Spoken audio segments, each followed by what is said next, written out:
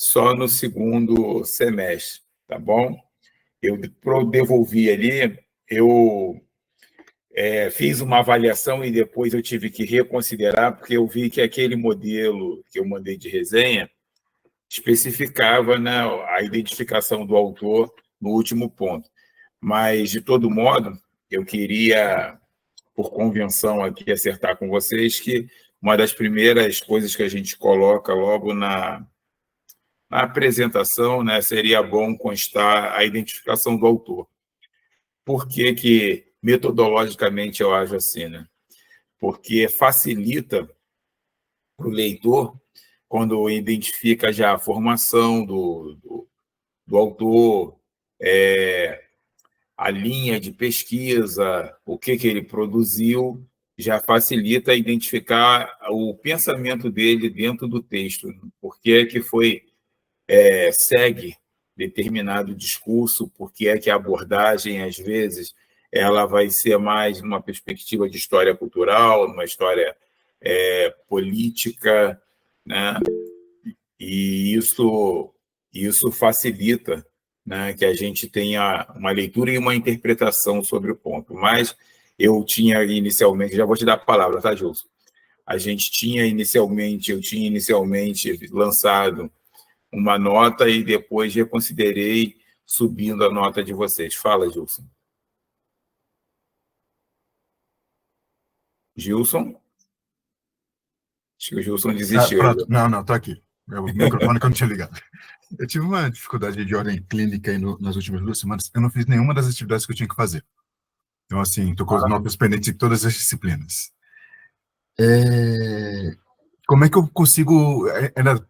Posso mandar a minha avaliação? Manda a avaliação, tá? Eu vou dar o prazo aqui para vocês posteriormente estarem entregando essa terceira.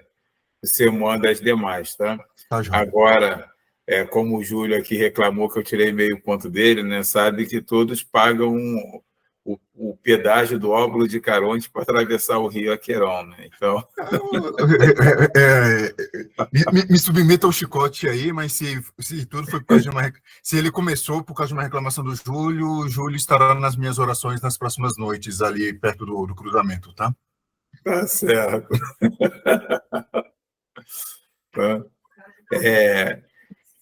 Então, hoje a gente vai falar um pouquinho aqui, a gente falou da última vez, né, sobre a tirania, sobre existe a atuação dele, o quanto que a tirania ela tem a sua contribuição dentro do processo democrático, né?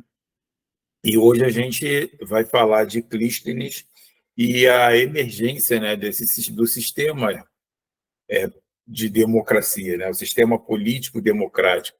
E o que eu quero chamar a atenção de vocês para observar é o quanto que essas disputas entre os poderosos em Atenas, ela foi permitindo ao demos ganhar espaço e, sobretudo, conscientização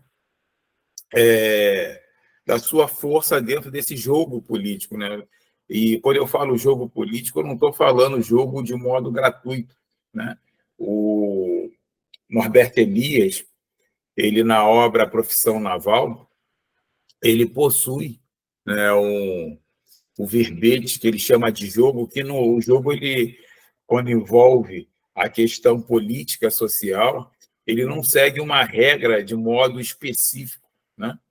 Ele envolve como os vetores envolvidos dentro de um dado sistema, ele reage diante das provocações e diante das suas movimentações, né, do que lhe é colocado.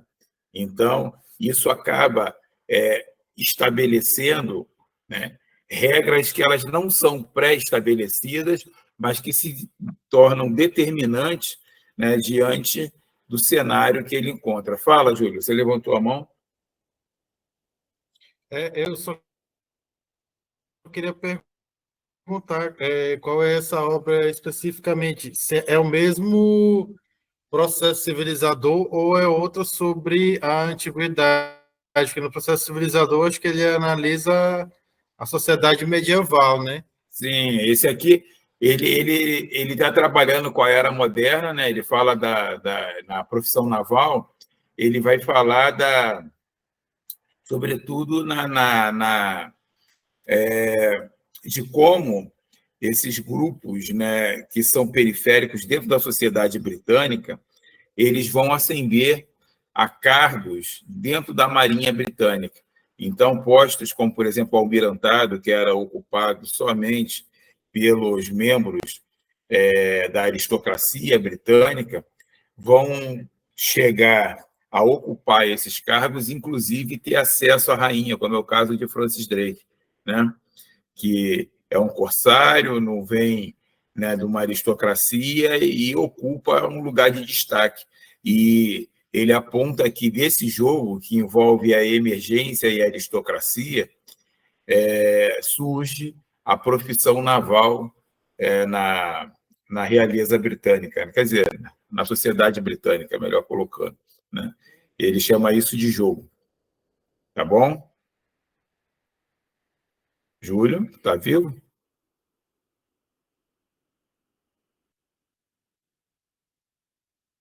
Júlio, me ouviu? Tô sim, tô aqui, eu tô aqui, professor. Perfeito. Porque, na verdade, eu não reclamei do senhor, eu só falei que a Vivo foi quem me sabotou no final de semana. Ah, Os tá, colegas tudo aí estão bem. aí de testemunhas. Mas tá tranquilo aí. Ah, É porque eu percebi também isso, porque o senhor colocou o modelo, que ele é o modelo do trabalho, que ele era invertido realmente do que o primeiro. Eu observei mais completo lá, acho que o senhor viu lá no final do meu trabalho lá. não, perfeito, né?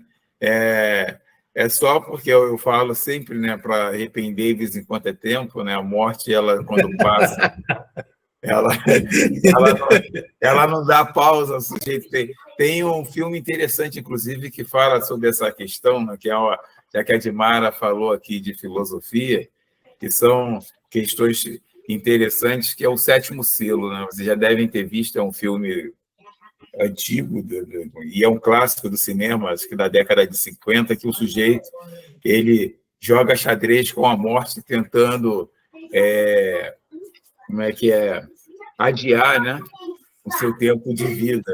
E ali ele debate, tem um grande discurso, um grande embate sobre questões existenciais, sobre isso. Mas O Gil vai ter... acho que o Júlio está preocupado, é porque eu mencionei sobre as minhas orações perto do cruzamento, mas ele pode ficar tranquilo, elas estão no esquema mais da filosofia cigana. Do tipo, eu vou torcer para que você ganhe na Não, mas loteria. Não, eu vou torcer para que você ganhe na loteria. E gaste todo o dinheiro com o tratamento dentário. sim.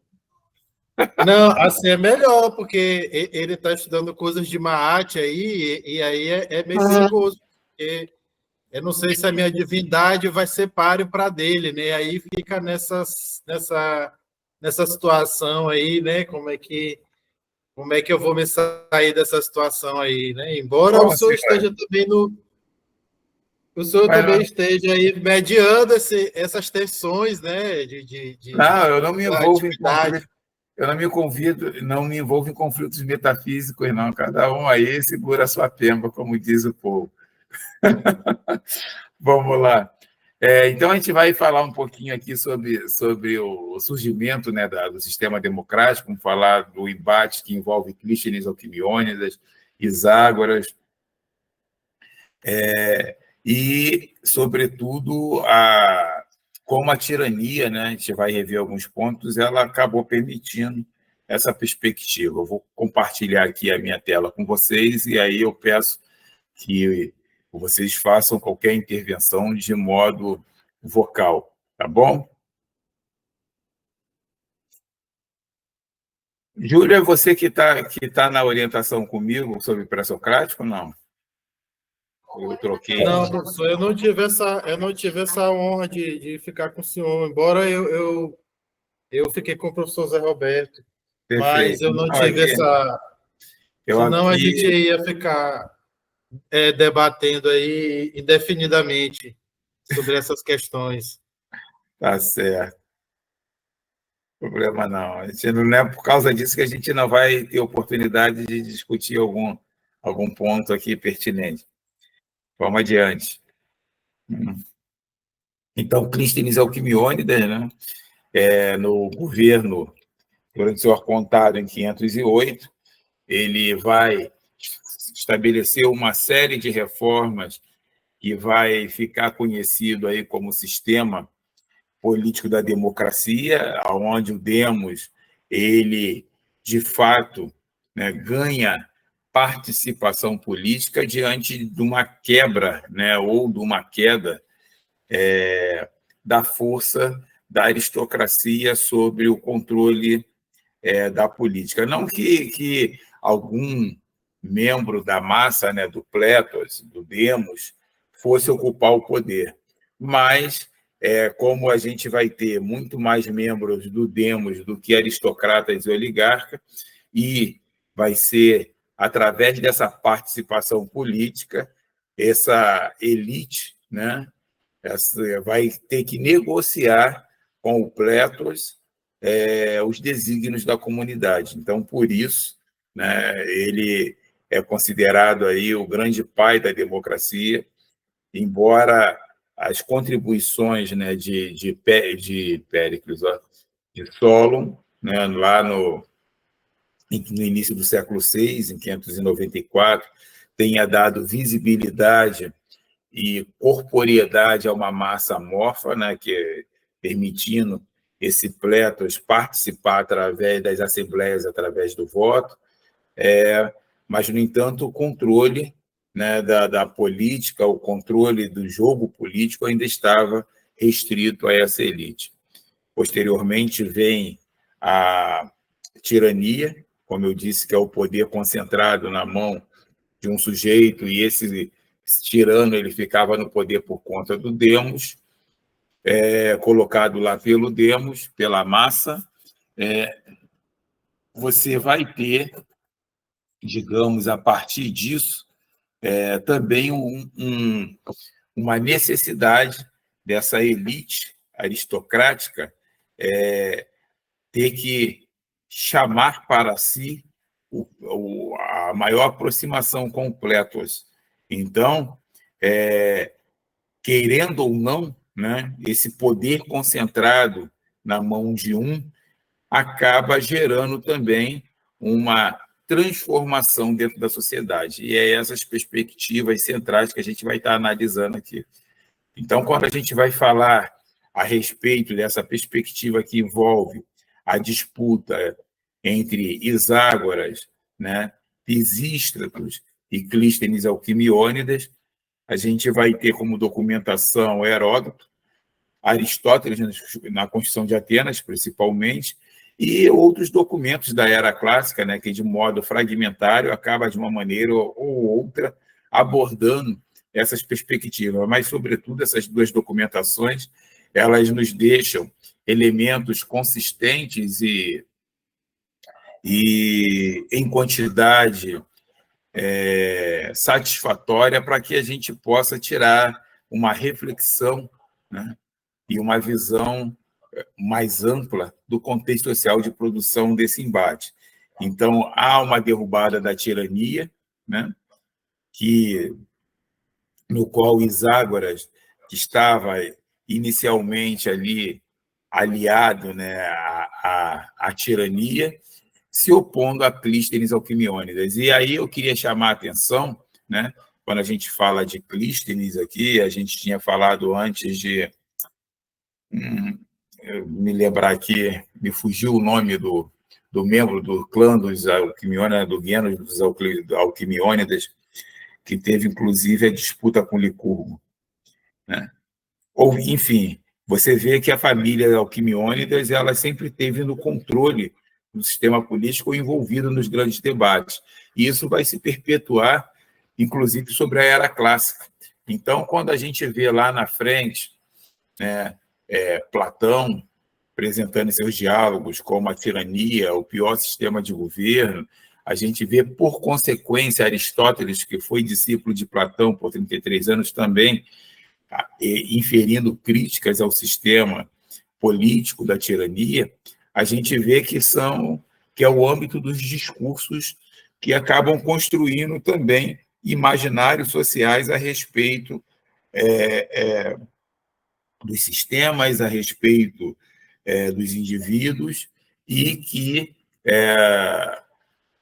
digamos aqui, a propaganda política, né, os discursos políticos, eles sempre foram algo fundamental desde a antiguidade para a construção dos imaginários na sociedade em determinado período, né? Então, todo o contexto social de produção ele está envolvido de discursos que acabam criando alegorias e representações sobre aquele período.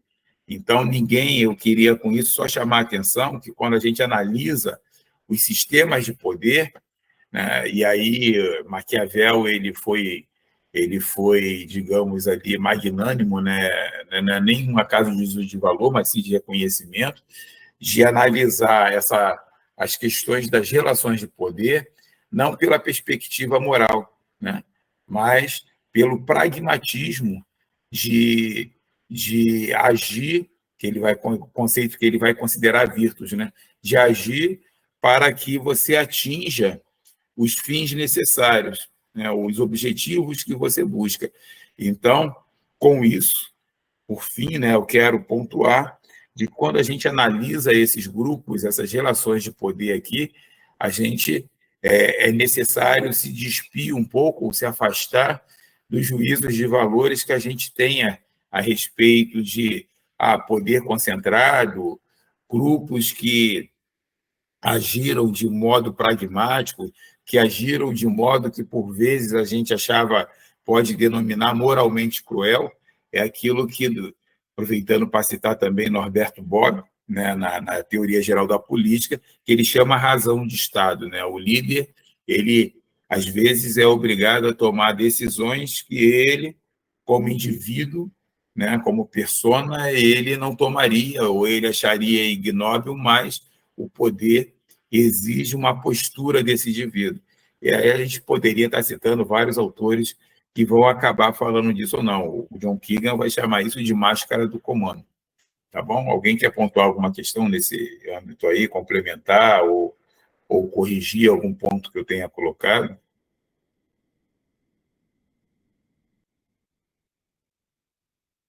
Bom, se não há dúvidas, né? Se ninguém tem nada a dizer, vamos a seguir adiante.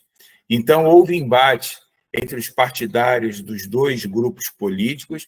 As etarias, gente, eu acho que eu já tive a oportunidade de comentar aqui, sobretudo, são grupos no qual você tem uma liderança e os demais membros desse grupo político ficam aliados a ele por uma condição de fé juradas e defendem o interesse desse grupo.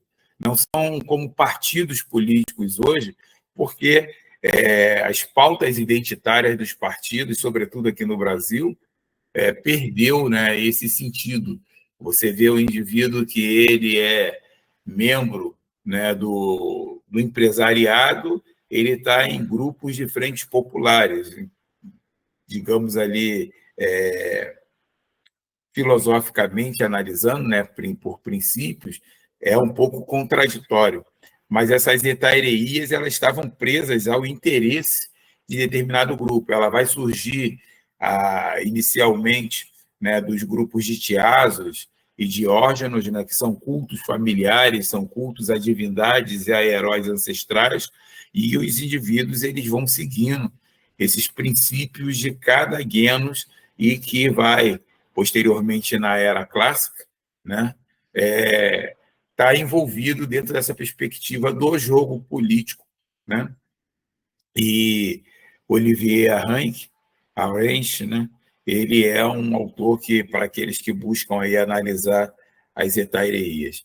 Então, os partidários de Iságoras refugiaram-se no templo e foram capturados e trouxeram os exilados de volta. E aí, Clístenes, nessa perspectiva, se torna o líder e chefe do povo, né? E aí vai acabar ocupando o cargo, né, do arcontário.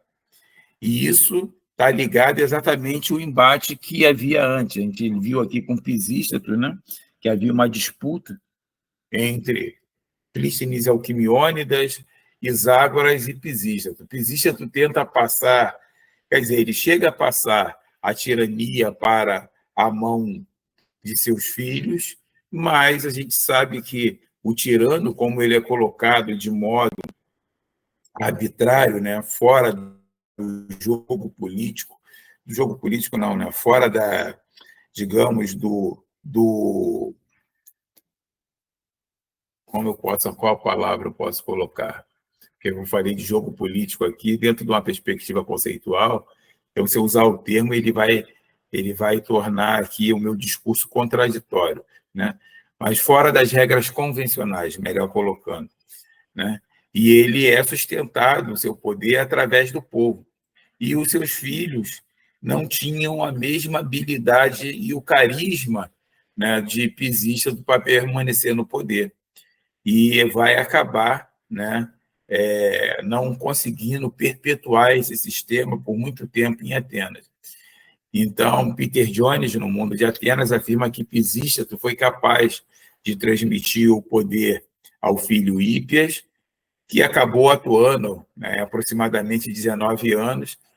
Entretanto, ele acabou, né, envolvendo descontentamento de grupos aristocráticos que trouxe resistência à sua atuação no poder. E essa oposição ela é liderada pelo grupo dos Alquimiônidas, né?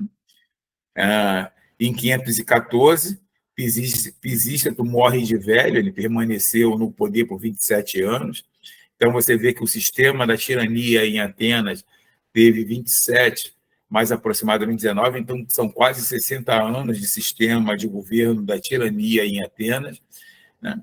E em 514, que essa resistência à tirania ela vai se aperfeiçoar, né? Vai se incrementar, vai se estreitar, até que em 508 Clístenes assume o poder. Em 514, após a morte de Pisístrato, Harmódio e Aristogeiton, que são dois aristocratas, né, eles tramam o assassinato do filho de Pisístrato, né, que é irmão de Hípias, né, do tirano. Então, eles tramam esse assassinato durante a procissão das Panateneias. A gente vai ter oportunidade de discutir aqui. A Panateneia ela é um festival ateniense em honra a Atena, onde você tem ali festivais teatrais, jogos atléticos, diversos ritos religiosos acontecendo e que vai reunir povos de toda a Ática e de outros lugares da Hélade, com os olhos voltados para Atenas, que vão participar desses festivais e ver a grandiosidade da cidade. Esse relato está sendo documentado através de Aristóteles na Constituição de Atenas. Assim como Tucídides, também na história da Guerra do Peloponeso, ele narra que Híparco teria duas vezes feito proposta de caráter sexual a Harmódio, que era amante de Aristógiton, e que teria rejeitado essa investida, né? E dentro dessa relação estava enquadrado no sistema da pederastia. A pederastia, a gente precisa chamar a atenção aqui que ela, embora o vulgo popular, né, tenha associado a uma ação que fosse de caráter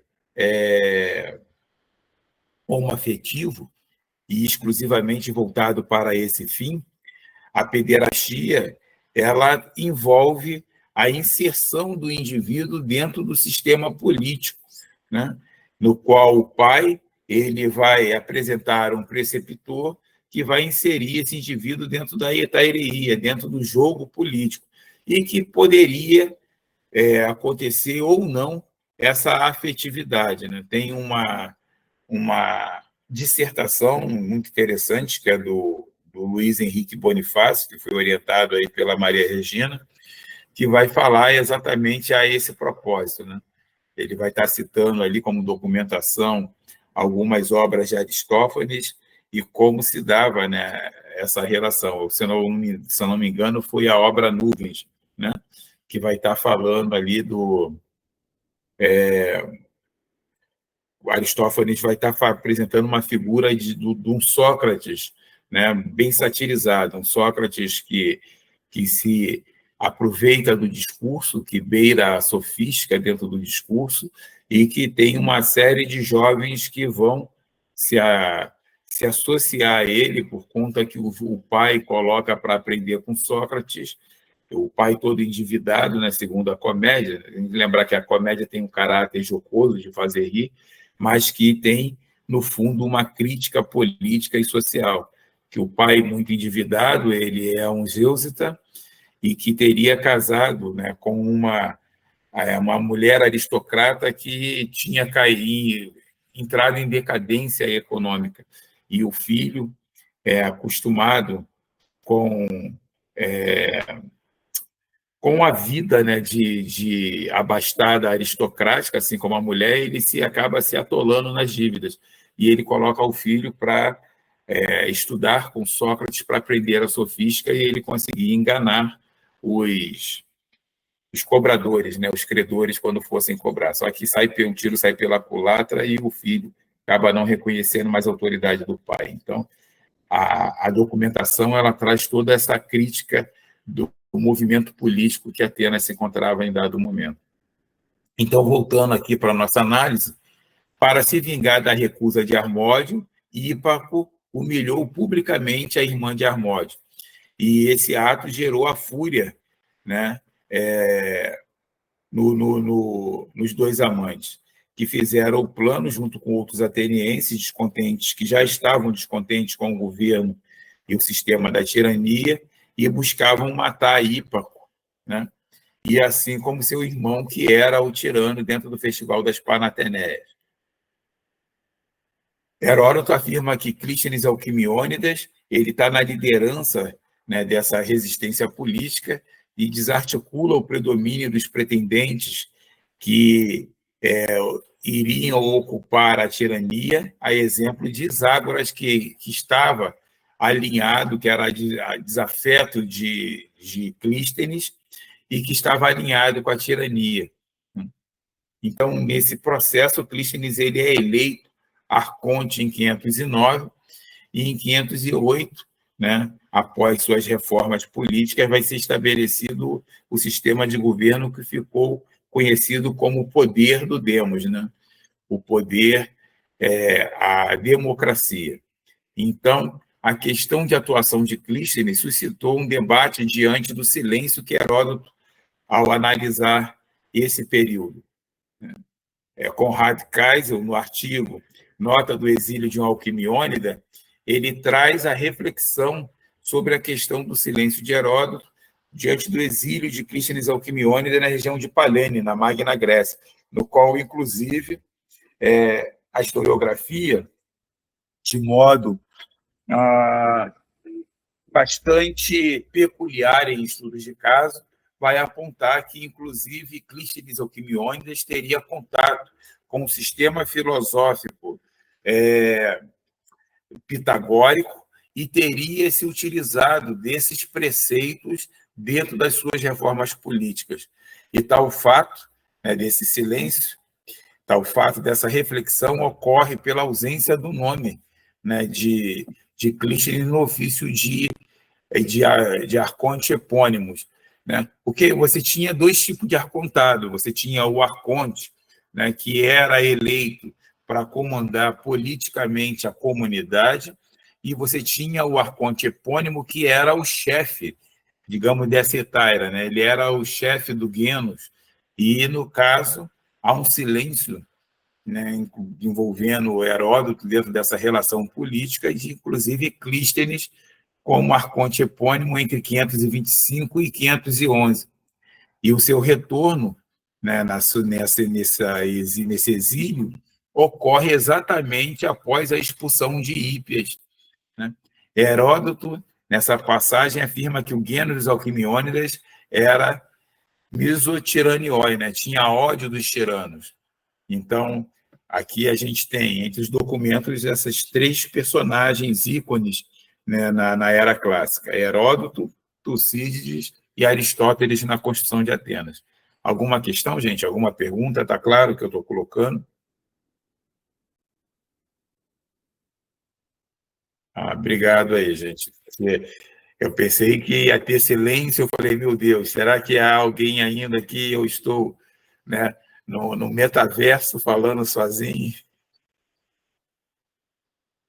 Então, uma outra família aristocrática, né, que estava sob a liderança de Zágoras, solicita apoio aos espartanos, sobretudo a Cleómenes, visando que apoiasse, né, com recursos ou armas para que ele se tornasse tirano no lugar de Hípes, e acabou, nessa perspectiva, não logrando êxito na sua movimentação política e foi expulso de Atenas. Inclusive, é a partir daí também que Clístenes, nas suas reformas, vai criar digamos, o sistema, não, né? O recurso, né, do ostracismo, né?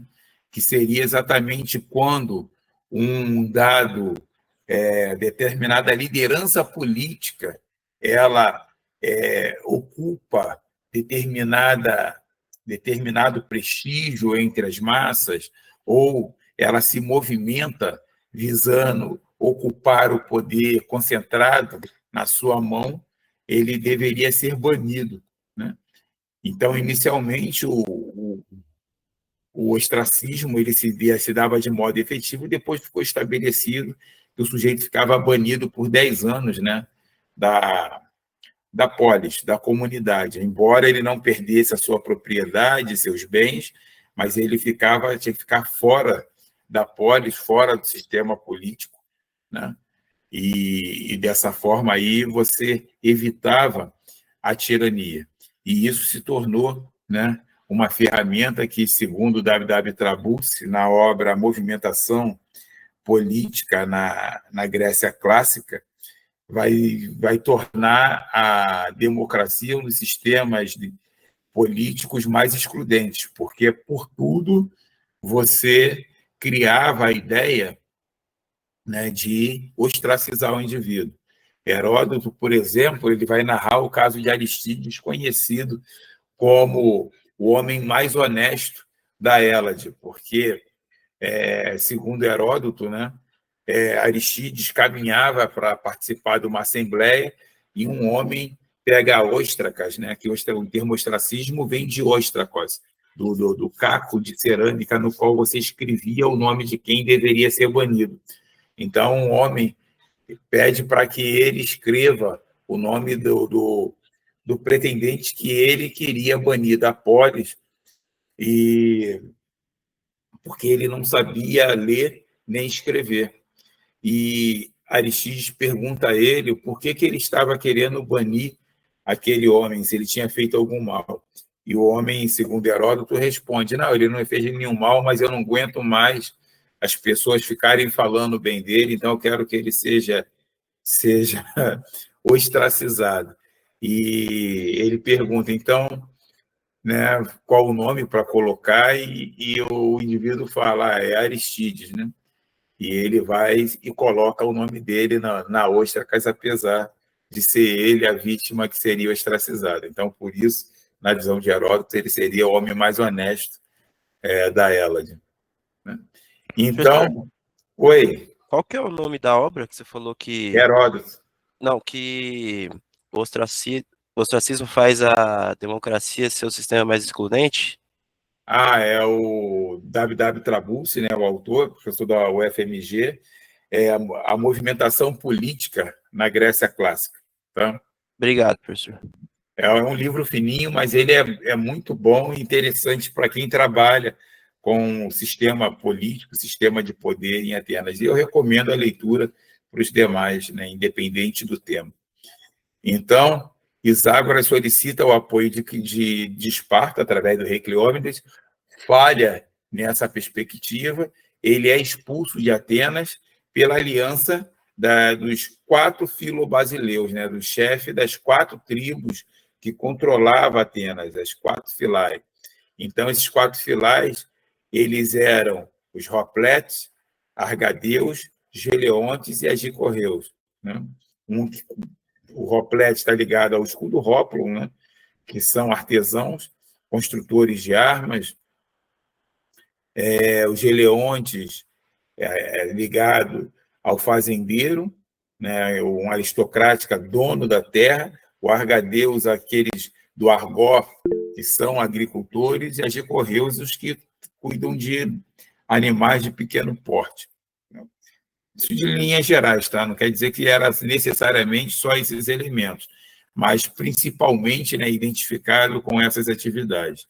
Plutarco, na Vida de Solon, assim como Estrabão, aponta que Solon é escolhido como mediador, né, anteriormente, não quis ocupar nenhum cargo de tirano, e ele vai se autoexilar na ilha de Chipre. Ele é uma figura importante porque ele dá leis a Atenas, ele abole, através da lei da sisacteia, a escravidão por dívidas, faz mudanças dentro do lastro monetário e anula as leis de Drácula. São questões aí que dentro daquele texto vocês analisaram, desenvolveram, né? Mas ele não é considerado ali um grande transformador do sistema político, porque a administração das magistraturas continuava na mão da aristocracia, né? Quem mantinha esse controle, ou a respeito de quem ocuparia esses cargos, seria exatamente as próprias lideranças aristocráticas. Por exemplo, lá no Conselho dos 400, né, cada uma dessas filai mandava 100 cidadãos para participar de quem votaria as leis. E esses 100 cidadãos eram membros, né, ligados à chefia, à liderança dessa filai.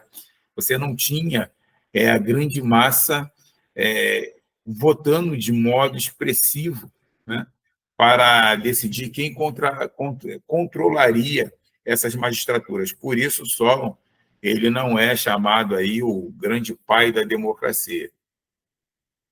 Nicolas Jones, na obra Organização Pública na Grécia Antiga, afirma que antes das reformas de Clístenes, Atenas estava organizada nas mesmas maneiras estabelecidas por Solon, 4 filai com 4 filobasileus, cada tribo, né, cada filé, dividida em 12 entrites que eram 12 naucrárias, né, representando cada um ali o que depois seria dividido por demos, né, e os grandes lideranças, os grandes ancestrais atenienses, né?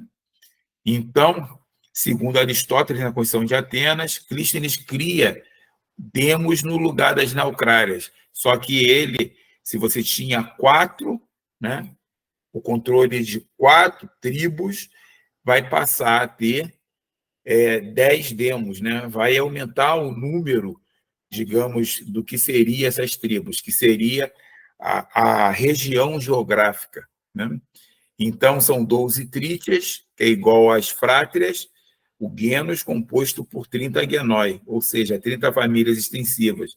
O sistema de divisão fica atrelado à ideia do calendário. 4 estações do ano correspondiam às 4 filai. 12 meses do ano, as 12 naucrárias, ou 12 frátrias, tá? Então, 360 dias do ano composto por 30 genos, 30 famílias extensivas.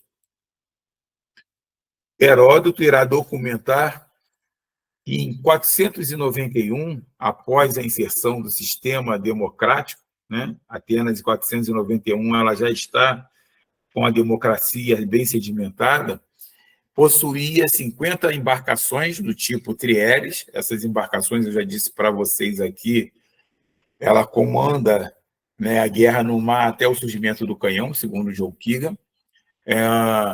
E essas embarcações estavam relacionadas aos negócios dos naucrates, né?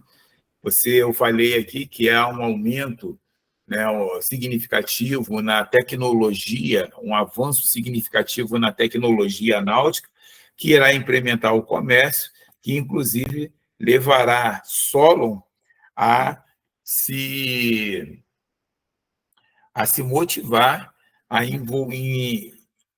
inserir Atenas dentro do sistema econômico e, com isso, né, Atenas obter autarqueia, ou seja, trazer grãos vindo de fora, já que seu solo não era fértil, mas, consequentemente, poder exportar, né, cerâmica e também ferro para a produção de armas. Tá?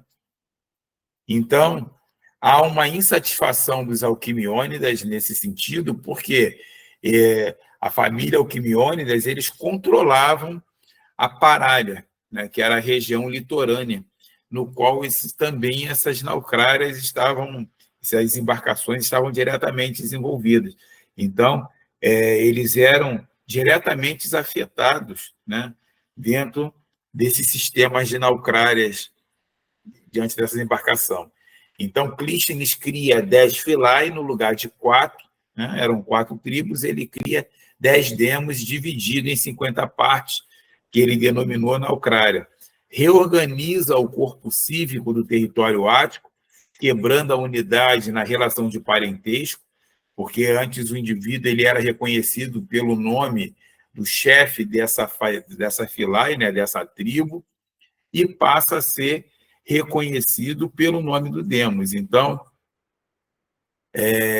se o indivíduo, né, ele era da família X, ele passava a ser reconhecido quando ele nascia, não membro, né, ligado à filai, fosse ela qual fosse, mas sim ao local da onde vinha.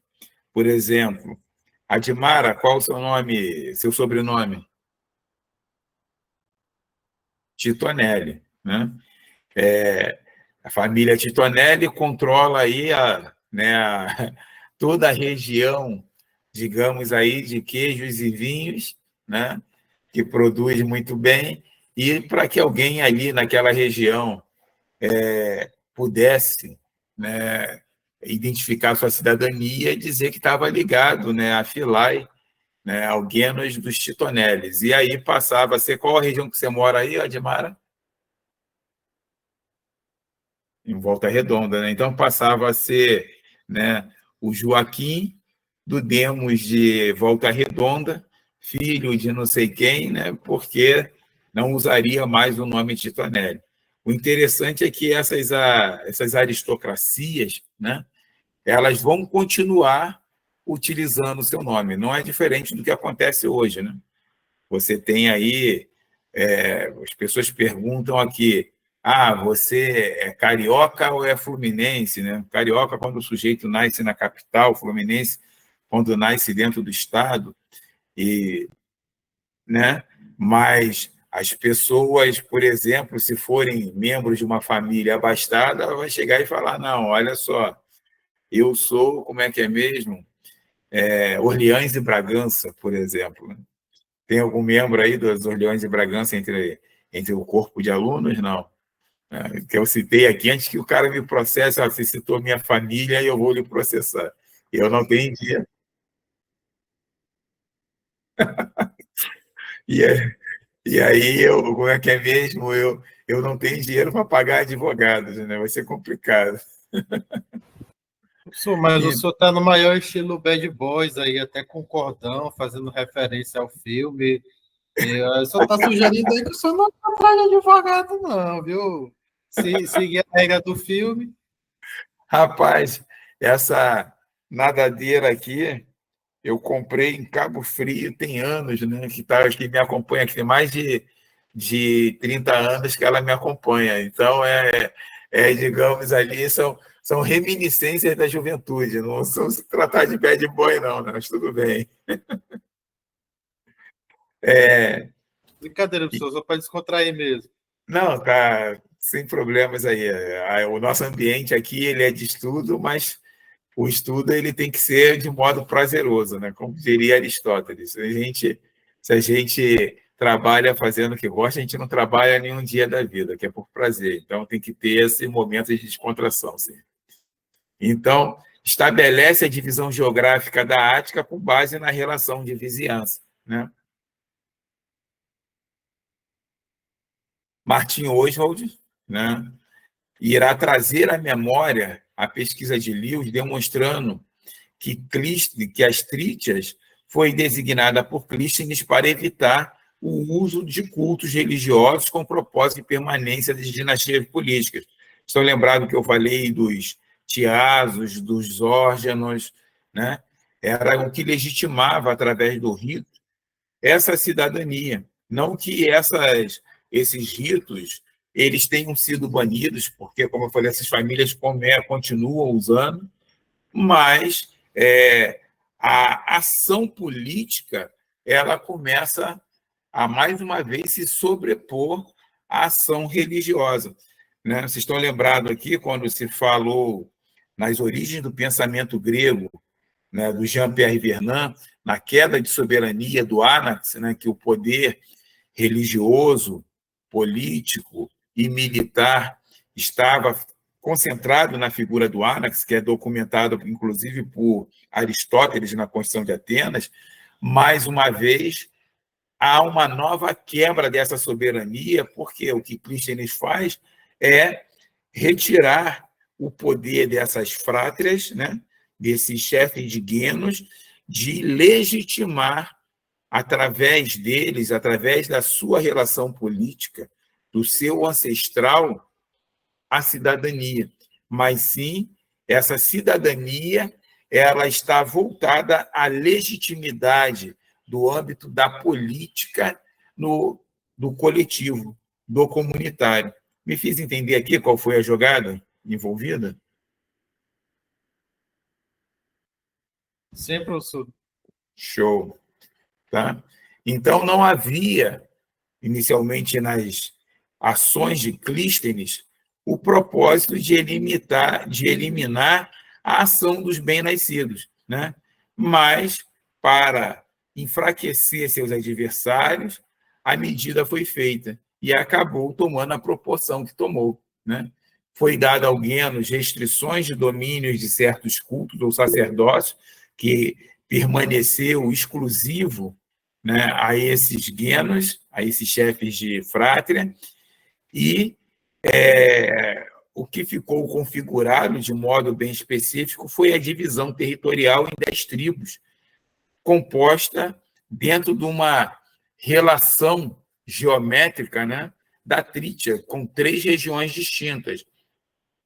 A do Pédiacos, que é a parte da planície, o Diácros, que representando a montanha, e o Parálhos. Né? Então, se antes você tinha a região controlada, por exemplo, do Pédiacos, exclusivo por um chefe de Guenos, o Demos ele ia atravessar, ia quebrar essa fronteira interna e abranger os 3 limites, né? Os 3 representatividades de cada um desses acidentes geográficos aí, que a gente pode colocar. Tá? Então, foi 10 demói igual a 30 guenos, né? 30 famílias. Perguntas? Dúvidas? Está claro? Professor Alaí, é o seguinte, tá tentando tecer aqui uma relação com o texto que a gente fez a atividade, ele coloca sobre a questão da propriedade lá da terra, né? Sim, sim. Teria essa relação comercial de venda de terra, embora o texto não pontue sobre isso lá, porque a professora Maria Regina ela foca muito nas relações de trabalho, né? E como sim. isso se dava e a importância disso enfim, o texto se detém mais nessa ótica. Mas a gente pode ver isso, que é a questão de pagar lá os tributos, a gente pode analisar isso de um ponto de vista econômico com umas relações mais aprofundadas do que efetivamente são, ou eram apenas relações superficiais mesmo? Não, isso vai afetar de modo sistemático isso aí também, tá? Ou seja, vai dar uma nova dinâmica, né? Que vai envolver economia e vai envolver a política também, né? Agora, né? é, Como você me fez essa pergunta, me cabe também uma análise, né, mais sistemática, mais profunda. Da mesma forma que a gente falou aqui, que pouco se tem estudos falando das resistências que houve contra Solon, na medida que ele teria arrancado aqueles horrors, né, dessas terras privadas, da mesma forma que Clístenes aqui, ele mexe também com fronteiras internas, as resistências ou apoio que ele teve dentro dessa perspectiva. Cabe uma análise e estudo também mais aprofundado aqui, né? São esses pequenos pontos e tantas vezes a história social, ela buscando uniformizar, homogeneizar, ela acabou não dando conta e que hoje elas precisam ser revistas, né? Então, são novas possibilidades de temas de pesquisa, são problemáticas, né, que, como você apontou aí, que a gente ainda não tem análises profundas, muito menos consenso nessas análises, se a gente for sentar para desenvolver. Tá bom, Júlio? Sim, sim, eu entendi, professor. Até pela questão da escassez das fontes, né? Eu acho Sim, que né?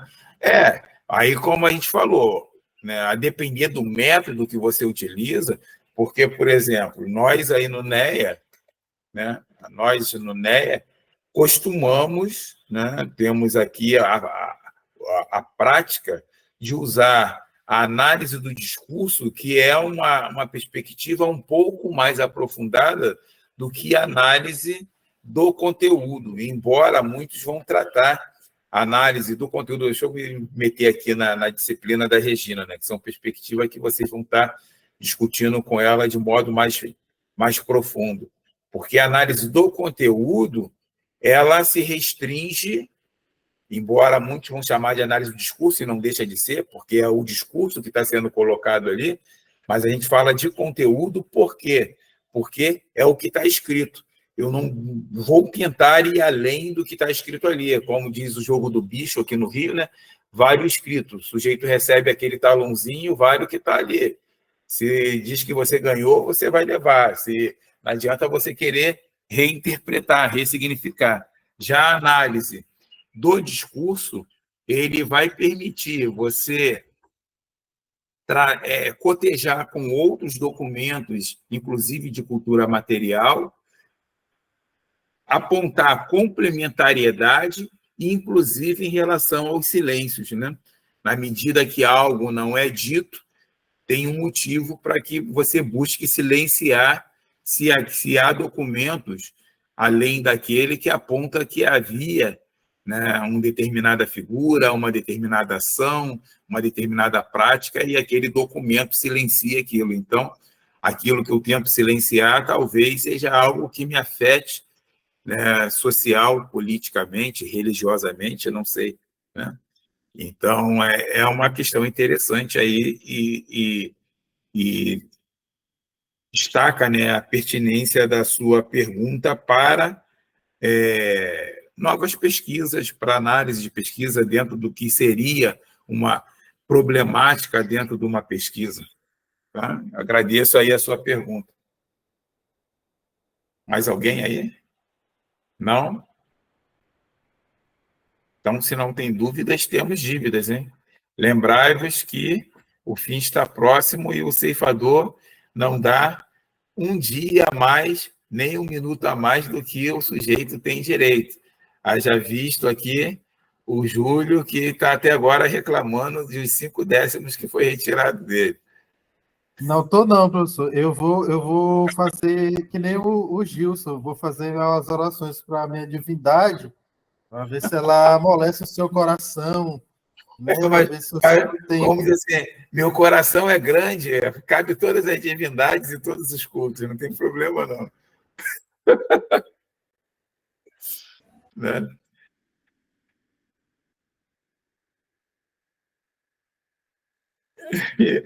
Tem que ter recurso, né? É Alquimiônidas, né? Se for parte do clã dos Alquimiônidas, tem recurso para isso.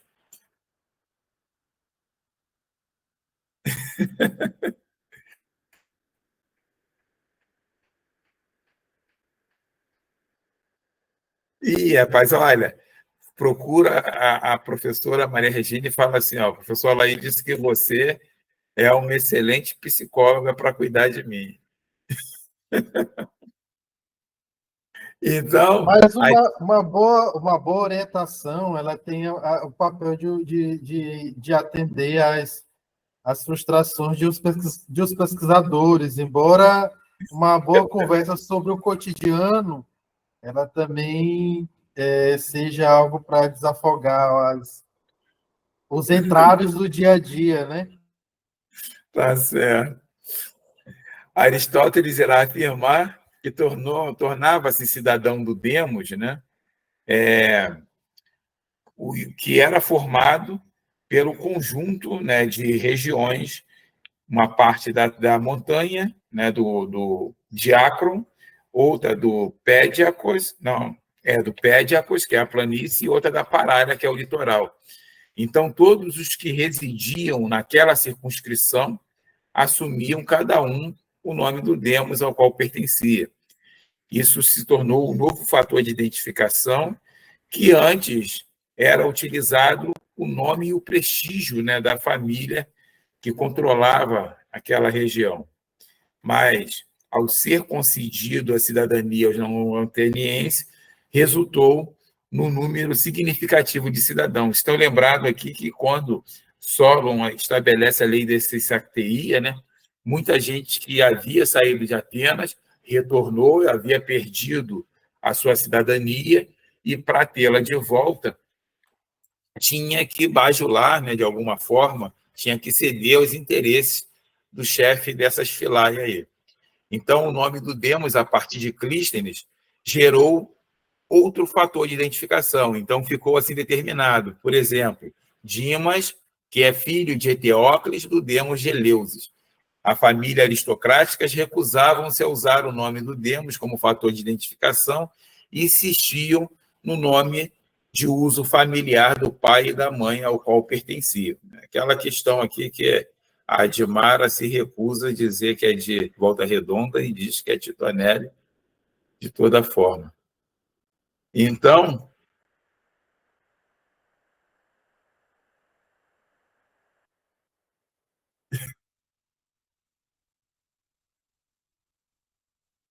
aí, tá vendo?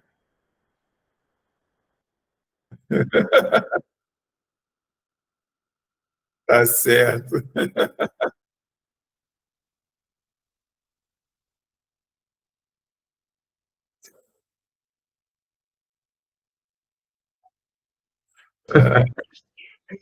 É igual o seu, o Admar, é italiano também. Então, mas de repente vocês são até primos aí, não sabem, né? Então, a reforma territorial. Esse A pessoal reforma. aí que veio fugindo do fascismo para o Brasil é uma coisa séria, viu? Esse pessoal que Olha, veio dessa época. olha só, vamos quebrar a discussão familiar, que eu estou vendo que isso aí vai acabar em guerra de etaireias e facções políticas aqui, igual os alquimiônidas e iságoras e pisistas, né? Até porque podem ser primos, assim, famílias primas ligadas, mas também podem ser famílias inimigas, né? Então, vai que a gente começa a desenterrar aí alguns fantasmas, alguns cadáveres, né? Com Umas feridas certeza. mais curadas, né? Então, a reforma territorial ela quebrou a hegemonia dessas grandes famílias, permitiu o estabelecimento de uma perspectiva mais isonômica, né, de igualdade diante das leis, e sem a preocupação com a diferença econômica, que foi um critério, né, identificado por Solon para estabelecer aqueles que são membros da elite que acabavam, de uma maneira ou outra, continuamente diferente do demos, né? Na ocupação dessas magistraturas, né? Então, pode ser, essa ação de Clístenes, ela pode ser considerada revolucionária, porque ela contou com o apoio da maioria do Demos, né? Uma vez que aquele Demos, né, o membro do Plétos, dependia exclusivamente, né, do chefe do Guenos para deter sua cidadania, agora ele dependia, era do debate político, da inserção, e isonomicamente o seu nome constaria, né, dentro do registro do Demos como cidadão, e não como era antes, dentro do Guenos, né, dentro da frátria, para que ele tivesse a cidadania. Então, ocorre também uma reforma no Exército, no qual cada Demos passou a eleger 10 generais, 10 estrátegos, e entre eles um era indicado como comandante supremo, que era o Polemarco, né, uma espécie de marechal.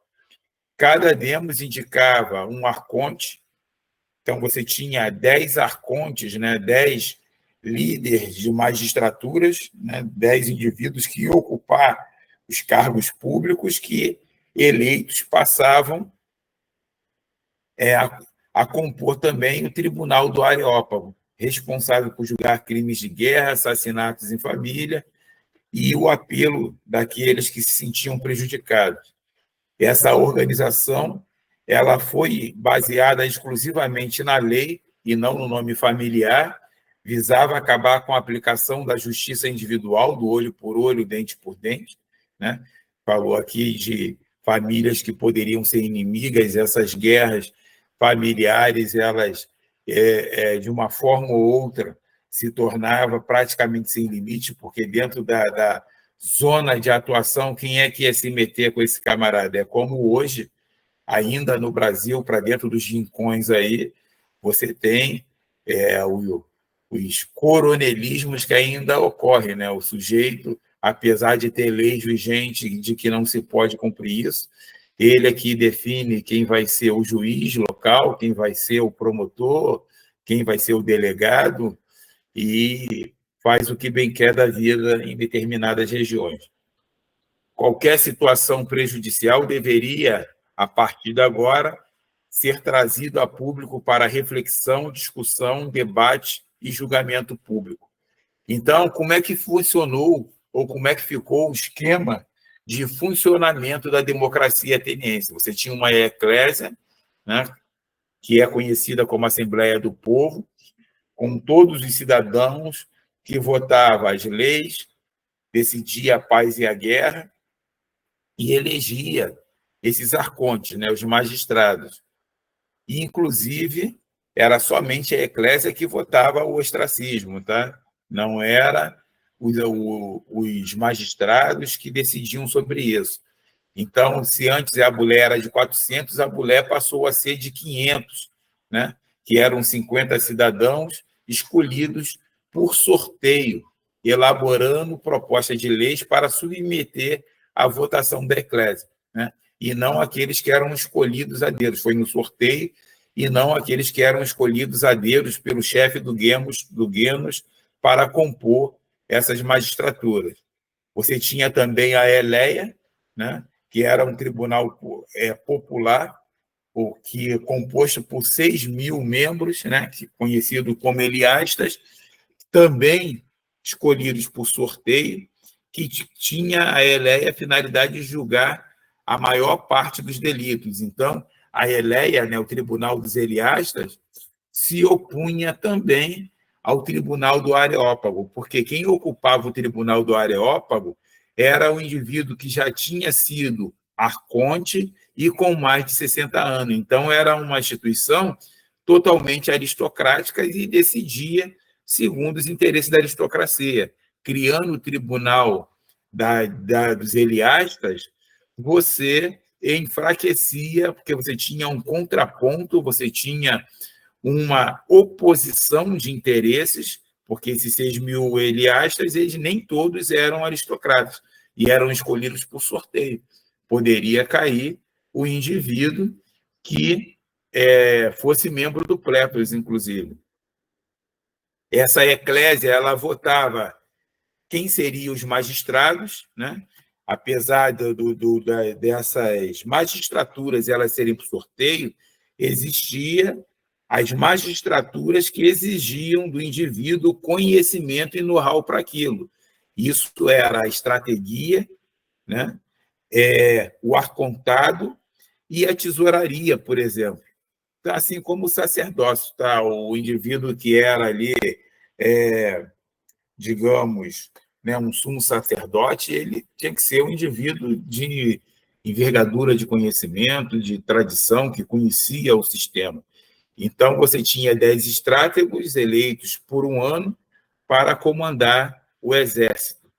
E você tinha 10 arcontes, né, 10 magistraturas maiores, né, dentro de cada demos ali, escolhido à sorte para comandar o sistema político local em cada região. E um arconte epônimo que seria, né, um arconte epônimo, um arconte chamado arconte-rei, né, arconte-chefe, para ocupar a chefia dessas magistraturas.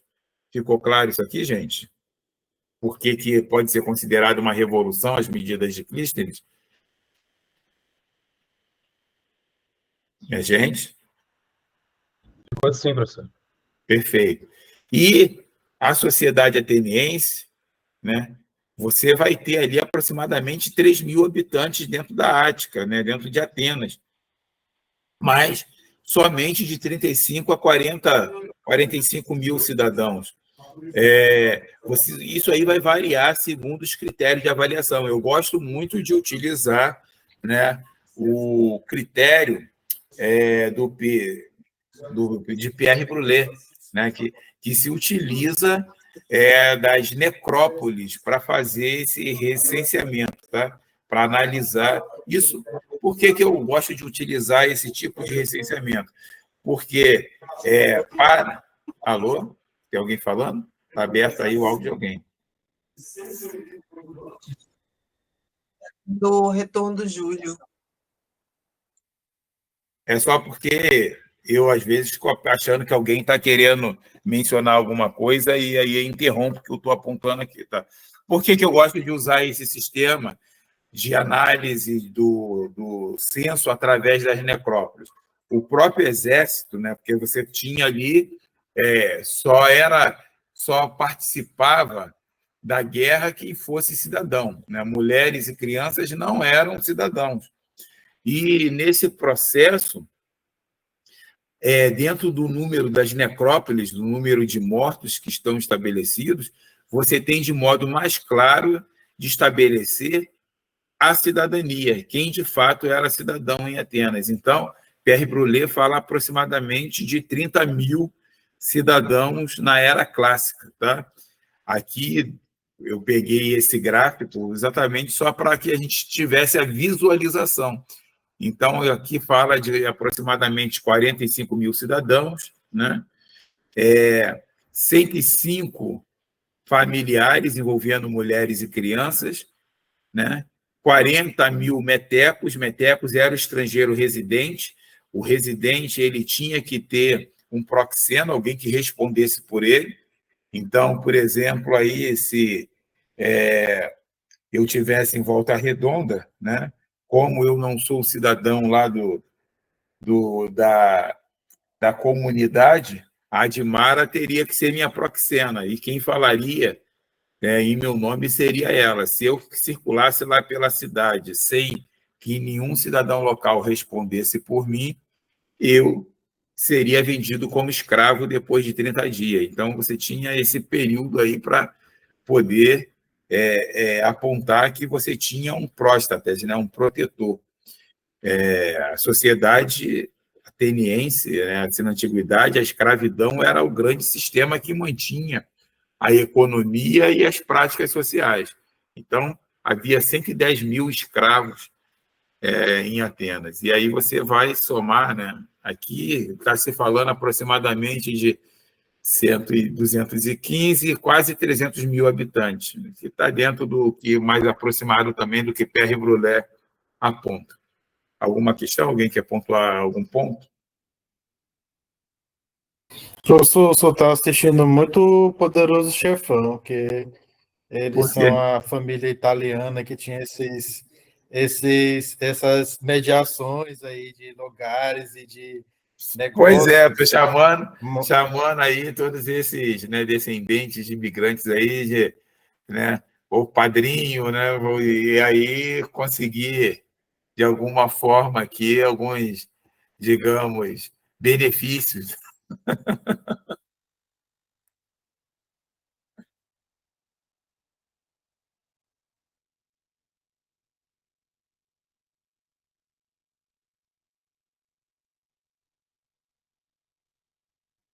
Sim.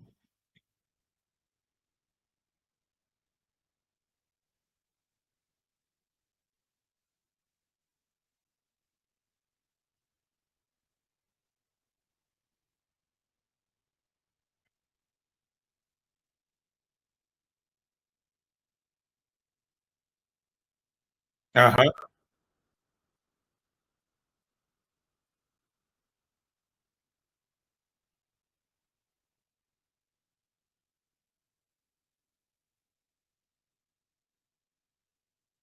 Sim, com certeza.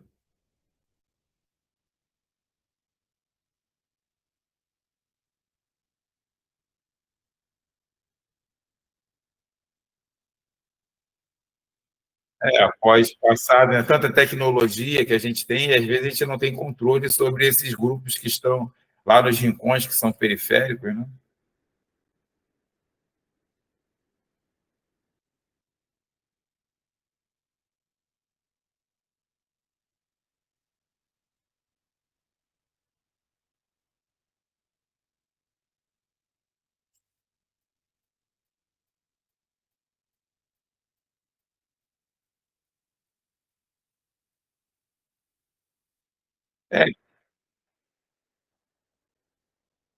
É, e principalmente, né, porque a ideia de pertencimento, de participação, ela contribuía para esse controle aí que a gente está falando, né, do que a gente está apontando aqui. E que, como eram sociedades, né, de honra e vergonha, aonde você era no público que você era reconhecido pelo que você faz, isso aponta para que ninguém, inclusive, ficasse alheio ao que acontecia, porque era uma obrigação do cidadão ele se posicionar se ele visse um erro, né, alguma falha de estrutura no sistema, e ele não apontasse ali. Se um indivíduo, como eu falei aqui do Meteco, né? O indivíduo está circulando na cidade, a primeira coisa que ninguém conhecia, perguntava logo: vem cá, quem é você? Ah, não, eu vim com fulano, eu estou com fulano, eu estou na casa do fulano. Fulano era chamado para prestar conta, né, se por que ele não comunicou na Assembleia que teria, né, que ele traria ali um estrangeiro que ficaria na casa dele, o que aquele estrangeiro foi fazer ali, por qual motivo, se era, né, um parente distante ou um parente próximo, tudo isso daí era estabelecido. A gente, na nossa sociedade, aproveitando aqui o gancho da Admara, né, a nossa sociedade ela voltou muito para esse âmbito privado. Então, as pessoas, inclusive, se excluem de se posicionar diante de fatos que ocorrem no público. Se há um crime, não, eu não vou me envolver porque isso não tem a ver comigo e depois pode sobrar para mim. Ali não, era do tipo, olha, o que é feito no público, eu não estou alheio, mesmo porque se você se descobrissem que você viu um crime acontecer e você não se posicionasse, você era responsabilizado pelo crime. Não que hoje também o sistema legislativo faça isso, mas é muito mais uma prática social nossa, né? Se omitir diante dos fatos, dos pontos que acontecem no público, do que essa prática, né, de atuar no âmbito coletivo, né? E isso acaba reverberando, inclusive, na maneira como a gente pratica a política, como a gente vota, como a gente discute. Muita gente, às vezes, vai evitar se posicionar politicamente no público, porque por medo de retaliações. Ali, no sistema democrático ateniense, como ele era feito de modo direto, sem intermediários, você não tinha como manter esse sigilo a respeito do seu posicionamento político, porque era feito o voto na Assembleia, ele era feito ali, com as mãos levantadas, todo mundo vendo na hora qual é o seu posicionamento. E que não era, e como guerreiro, né, você era cidadão porque era guerreiro, e era guerreiro porque era cidadão, quase sempre esses debates, essas discussões acabavam em vias de fatos nas armas, tá? De marinheiros contra hoplitas, que são membros da infantaria pesada. A gente vai ter oportunidade de analisar a estrutura do exército com mais detalhe aqui, de cavaleiros contra hoplitas, de cavaleiros contra marinheiros e assim sucessivamente. De fato, é impressionante e fascinante, né, Admar? Mais alguém aí gostaria de pontuar, de acrescentar? Mestre, Diga. uma pergunta um pouco fora do assunto, mas nesse gráfico ele fala da sociedade ateniense. Como fica esse número de escravizados na sociedade em relação à Assembleia? Porque o número é muito alto, né? Na realidade, é quase superior ao que seriam dos cidadãos. É superior ao que é os cidadãos. Bem superior, né? Como era essa relação, assim, como eles lidavam com uma parcela tão grande da sociedade excluída do sistema, assim, dessa forma? E como os próprios escravos se viam dessa forma? Porque a maioria eram até gregos. Não era excluído, né? Porque no imaginário social você tinha duas formas aqui principais da questão da escravidão. Que a Solon já tinha abolido a escravidão por dívida, mas antes era uma das outras práticas também. Mas você tinha o escravo por guerra, né? O sujeito, o vencido, pertencia ao vencedor e ele era utilizado da maneira como bem quisesse. E você tinha o indivíduo que era nascido como escravo, né? O filho dele ia continuar escravo, porém você tinha legislações que te puniam se você maltratasse o escravo. E você tinha que alimentar esse sujeito, né? Alimentar o filho do escravo, e às vezes ter um escravo era como semelhante, ou comparar o incomparável, mas que cabe às vezes algumas especificidades.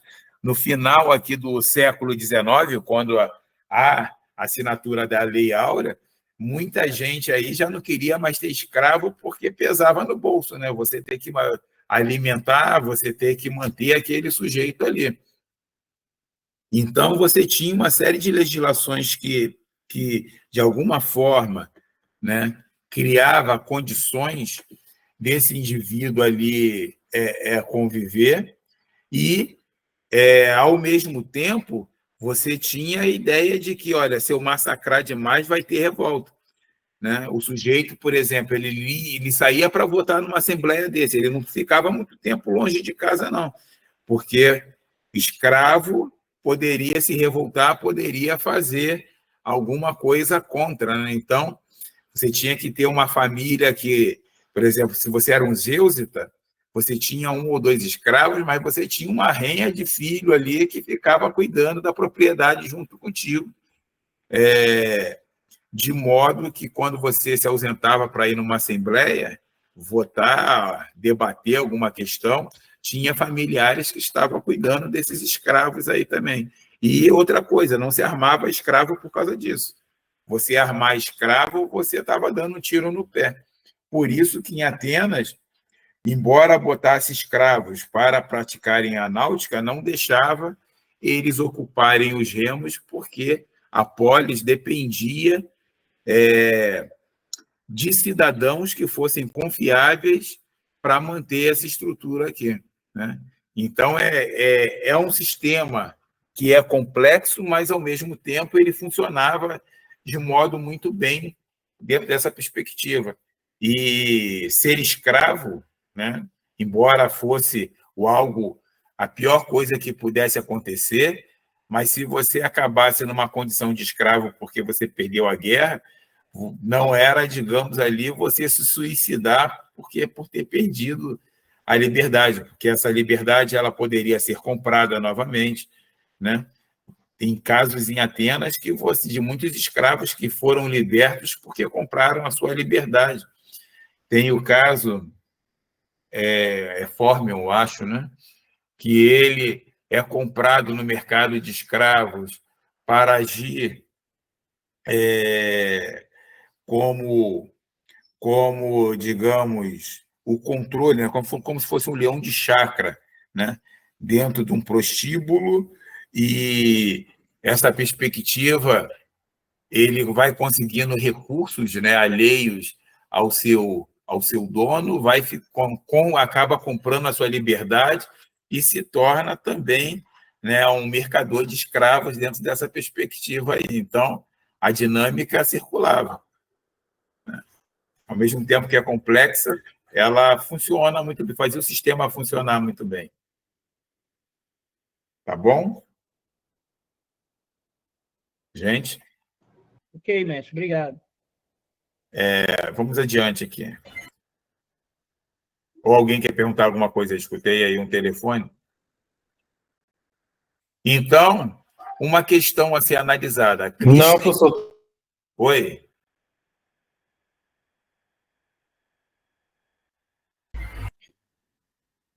Clístenes, ele reorganizou o território ático, instituindo, como a gente viu, a redistribuição dos territórios que, por acaso, levou essas famílias, né, a se reajustarem geograficamente. Então, a finalidade foi minimizar o poder da consanguinidade no exercício, né, do poder. E como explicar, nesse caso, se a finalidade foi essa, o altar dos 12 deuses, né, que eram as 12 naucrárias, que representavam essa ancestralidade dos arcontes epônimos, no altar dos 12 deuses que estavam localizados dentro da Ágora ateniense, para ver que essas famílias continuavam detendo poder em Atenas. Então, o altar dos 12 deuses, eles estavam com as estátuas, né, dos 12 heróis epônimos dentro da Ágora. E elas faziam lembrar a todo instante, né, sobre o método, sobre a justa medida. Eles eram a representação do exemplo a se seguir, né? Então, a gente tem aqui, né, ali o caso de Hipodotes, da tribo, né, filhos de Poseidon, Alope, e assim iam falando, Antíocos, filho de Héracles e Medeia, Telemônio, né, Telemônio Ájax, né? E aí vai colocando. Cada uma delas ali a respeito, as epigrafias vão mostrando a ancestralidade dessas famílias, desses grupos, e que a população que estava no local, querendo ou não, mantinha a memória de quem eram os seus ancestrais primeiros. Então, aqui um sistema holográfico, né, das estátuas dessas figuras, ali o altar, e eram continuamente feitos sacrifícios, cultos a esses heróis no âmbito público. Aqui são duas fotografias que eu busquei fotografar na medida que tivemos oportunidade de visitar Atenas, né, as ruínas do altar dos 12 deuses, né?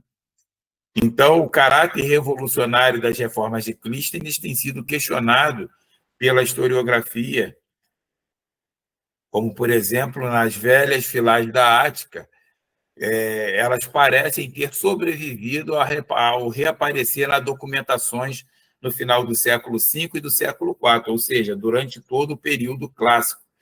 O Demos, então, manteve a sua nova estrutura, inserindo novos integrantes, porém permitiu que a aristocracia mantivesse a antiga frátria com seus preceitos religiosos e seus sacerdotes, conforme o costume ancestral. Então,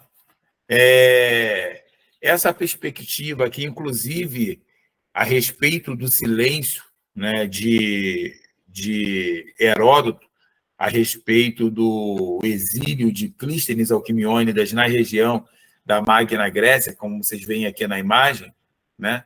Sobretudo na cidade de Crotona, está aqui,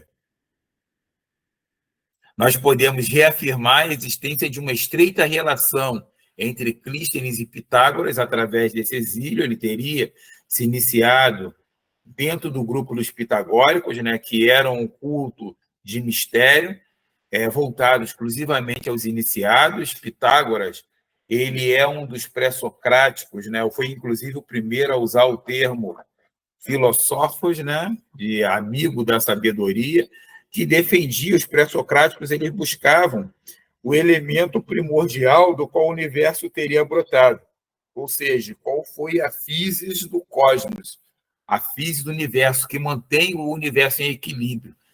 Tales vai dizer que é a água, né? Anaxímenes vai dizer que é o ar, Anaximandro, o ilimitado, e assim, né? Demócrito, o átomo. Vão ter diversos pré-socráticos, se a gente assim estabelecer, já que Sócrates ele é a figura divisor da história da filosofia, assim como Cristo ele é o divisor, né, pelo iluminismo da história universal.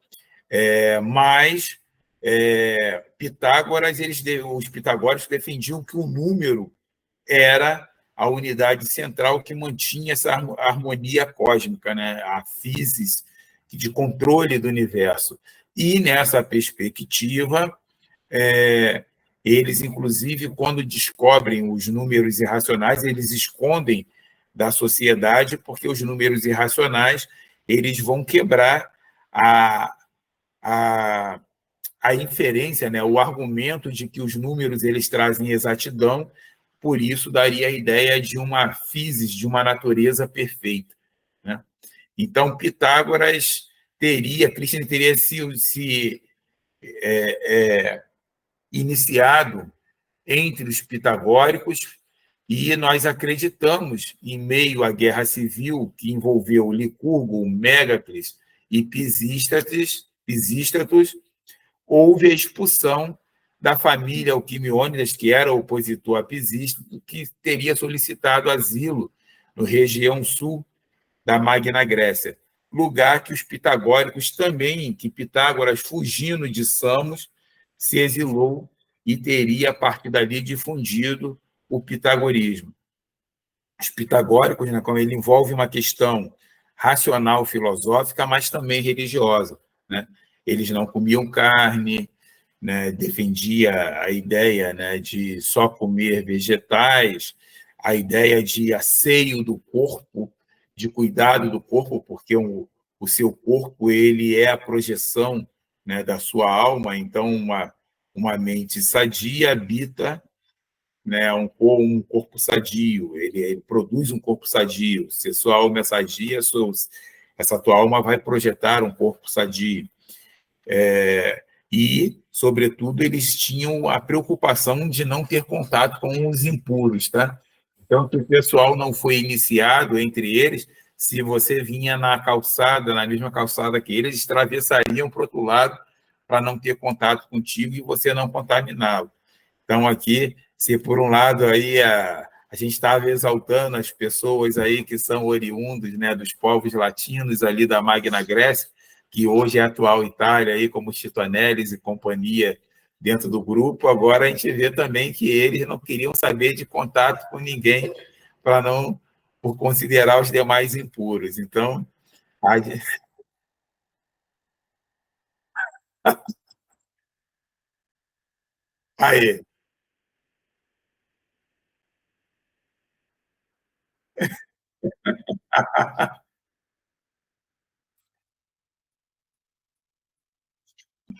né, cabe um estudo,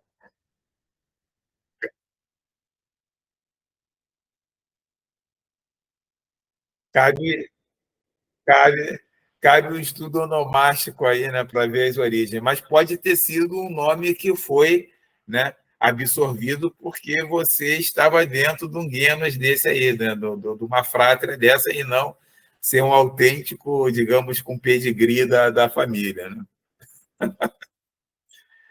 Então, esta região foi conhecida como área de difusão dos preceitos pitagóricos, uma comunidade de iniciados que formavam uma hetaireia, unidos entre si por juramento, e exercitavam um conjunto de crenças e práticas e preceitos que qualificavam seus integrantes para atuarem na liderança da comunidade. Olha o discurso de Platão, do rei filósofo, né? Ele seria o líder porque era o intelectualmente mais preparado para ocupar a liderança, princípio pitagórico.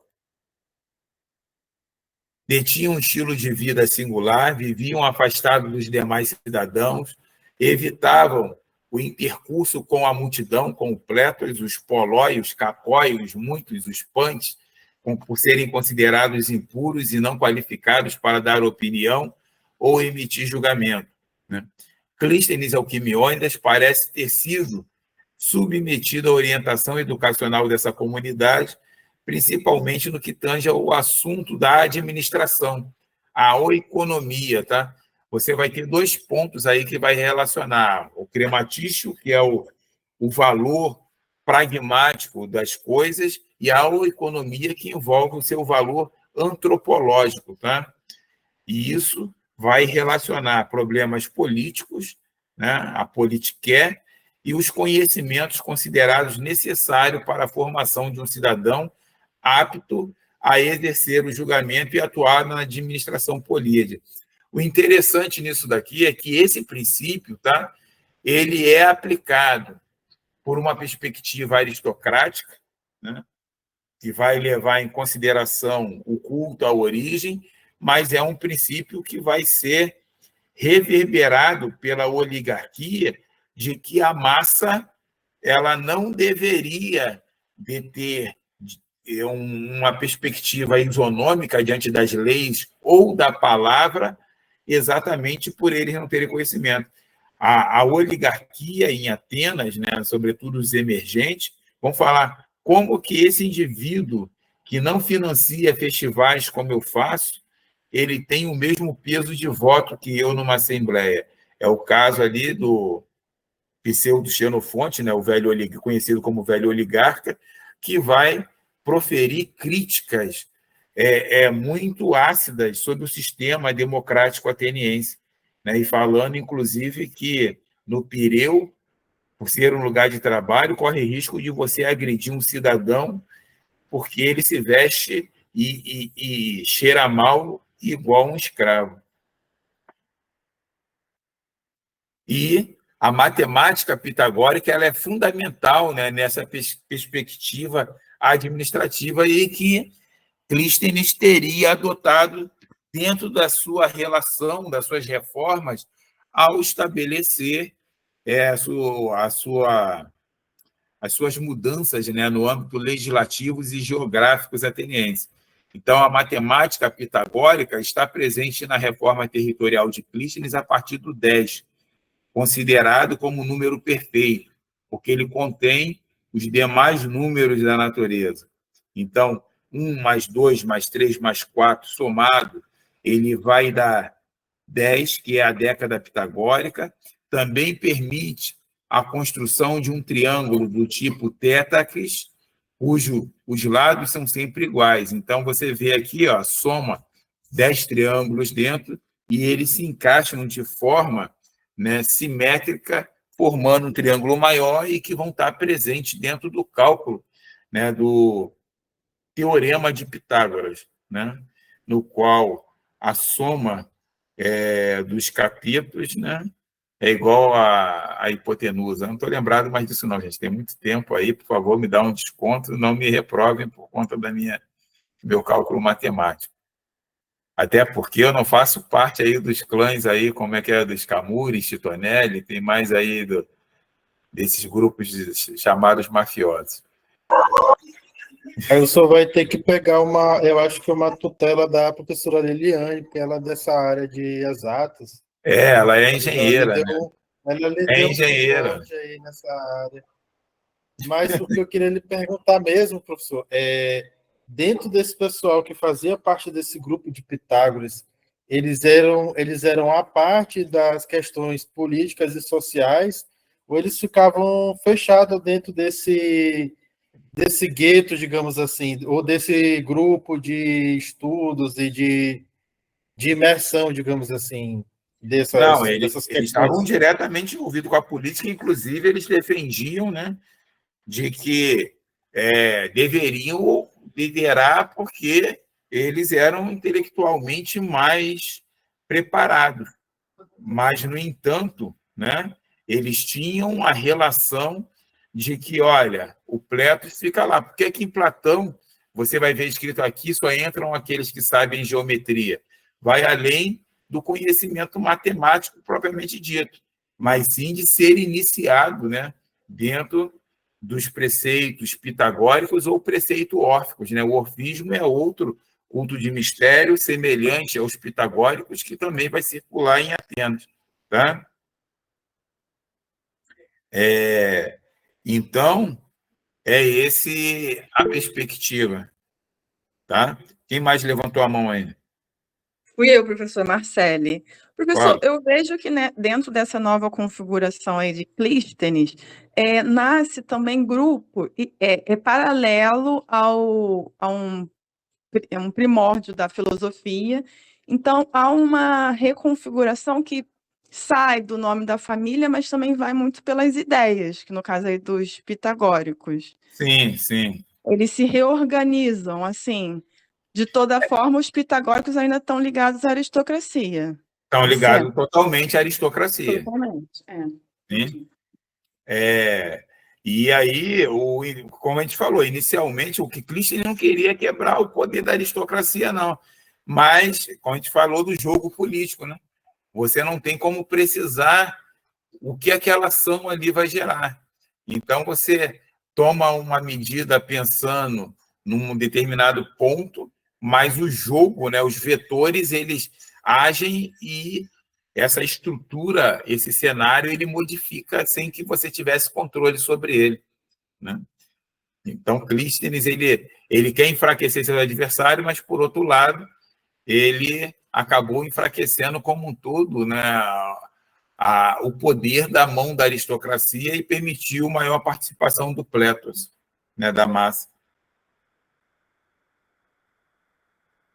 Entendeu? Entendi. Obrigada. Nada. Mais alguém? Não? Então, a cada número, era assim que os pitagóricos viam, né, a sua perspectiva de ordem universal, organização cosmogônica, através da física do número, né? Cada número é atribuído um possível significado que vai ser, inclusive, representado, né? Trazendo uma semiologia dentro da questão da ação política, que é o número 1, ele é a mônada. Então, ele é o princípio masculino, ele é ímpar, representa a liderança, a parte racional, a inteligência, atributos próprios do rei filósofo, que Platão vai especificar lá na obra República, né? Ou, se a gente utilizar melhor o termo grego, né, politeia. Ele, no corpo humano, ele é a mônada, né, semelhante à cabeça, à liderança. E aí, em Platão, você vai ver também essa tríade, né? Quando ele fala da alma. A alma ela vai habitar segundo os apetites algumas partes do corpo. Então, você tem a parte concupiscente, que ocupa essa parte, essa região da genitália, né? Que representa a perspectiva dos desejos humanos. Você vai ter a parte irascível, que representa as emoções, essa fica localizada no peito, onde está o coração, tanto que quando a gente fala, eu vou falar de có, é porque eu vou falar de coração, eu vou falar com a emoção, sem que eu necessariamente tenha preparado um discurso para aquele tipo de momento, e você tem a alma superior, né, ou a parte racional, que é localizada na cabeça. O 2 seria o princípio feminino e, por ser sempre par, acha-se privado de controle. e a parte contra a qual se deve lutar e vencer, né? Então, eles buscam associá-la à mulher, que por ser os dois sempre na sua natureza, diante da possibilidade de gestação, ela deve ser eliminada porque gera dúvidas, né? Gera contrapontos, né? Foge da ideia de unidade. Então, representa o devir, a mudança, a instabilidade, uma questão ameaçadora pela ausência de um número de 1 nas suas partes. O número 2 representa também a opinião, o diálogo, o contrassenso. E aí, né, tem algumas questões que talvez lá na antiguidade esses indivíduos possam não ter sentado para refletir, porque hoje a gente sabe que a questão hormonal ela incide sobre os humores femininos, e a mulher, volta e meia, ela trazia essa mudança, e o que esse sujeito via nessa postura feminina era exatamente essa questão de que a mulher muda como as marés marítimas, né? Deixa eu avançar aqui.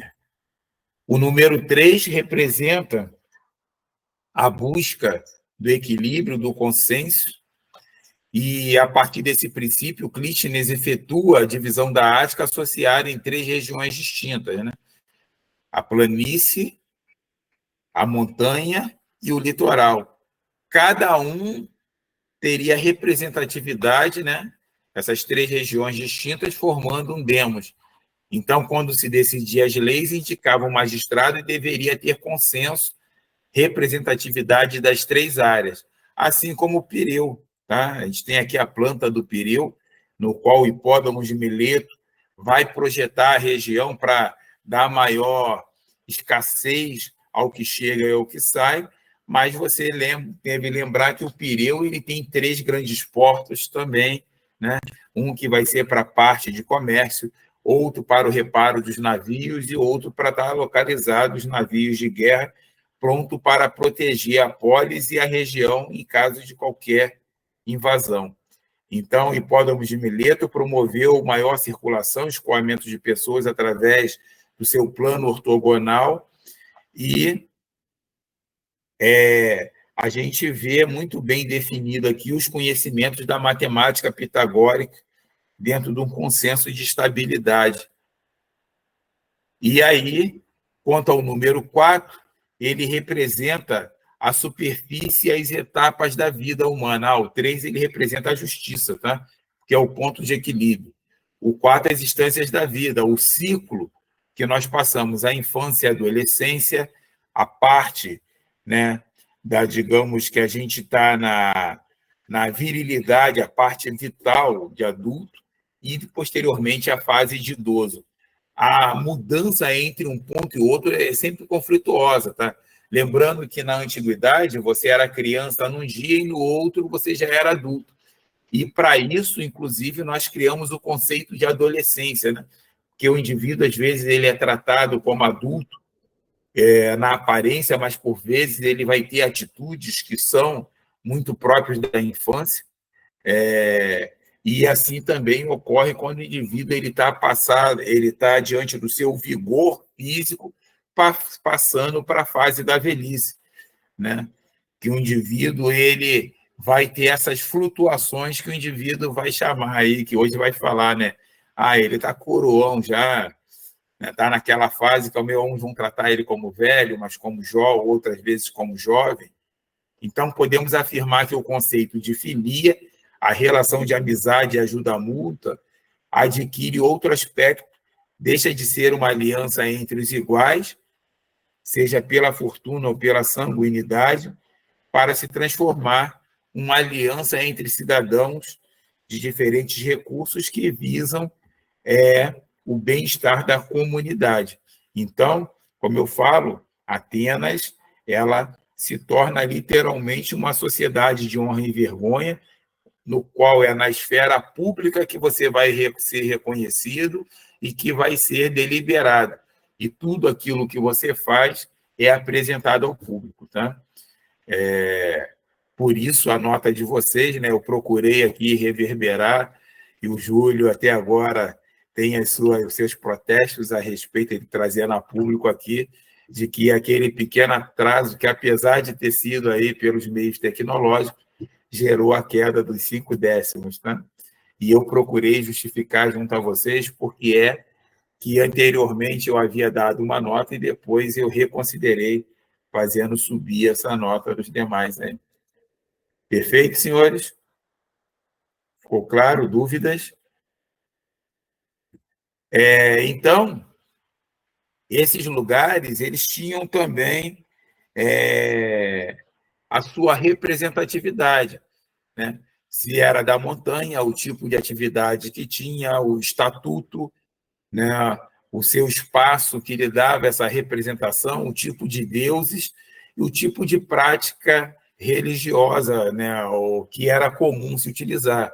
Então, na montanha, o lugar sagrado, que representa uma parte alta, onde estão os deuses, os grandes heróis, que vai representar, por exemplo, a Acrópole, a atividade rural ali, né, o tipo de prática que a gente tem, né? Então, ó, se é o espaço ali do guerreiro, né, e o tipo de prática que a gente pode encontrar. Então, podemos afirmar que o conceito de filia ajuda, essa ajuda mútua, ela vai adquirir esse aspecto político que vai reverberar dentro dessas regiões. Então, essa ordem se concretiza através dos preceitos numéricos pitagóricos, que são princípios de organização do cosmos, que começa pelo número 10. O 10 é composto pelo número que circula na natureza, e todos os povos, a usarem a enumeração, contam de 1 a 10 e depois retornam o número repetindo a década pitagórica. O calendário civil ateniense era dividido em 10, sendo que 6 ou 7 dias eram festivais no qual se usavam para efetuar o sorteio.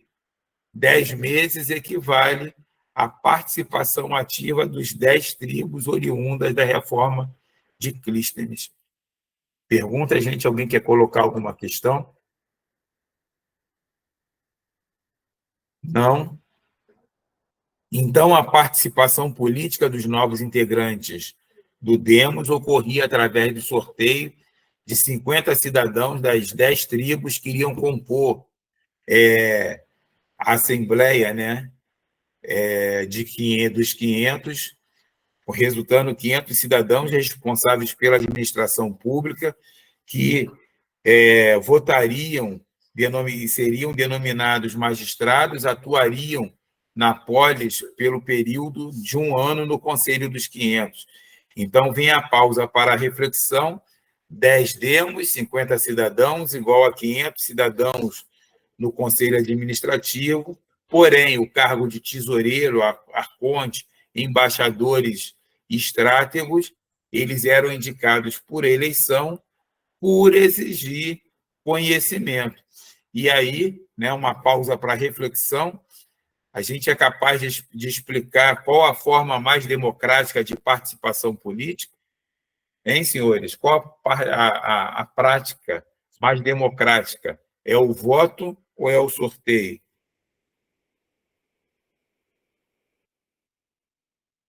Isso foi uma Eu pergunta. acho que é o sorteio. Colocaria o sorteio.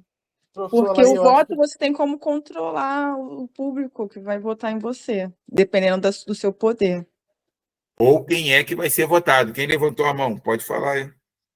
Professor, uma coisa que eu queria lhe perguntar, antes de dar o meu parecer e bater o martelo, finalizando a minha opinião, como que seriam os critérios para esse sorteio? Haveriam critérios também igual à eleição ou não? São nomes que são colocados lá e aí...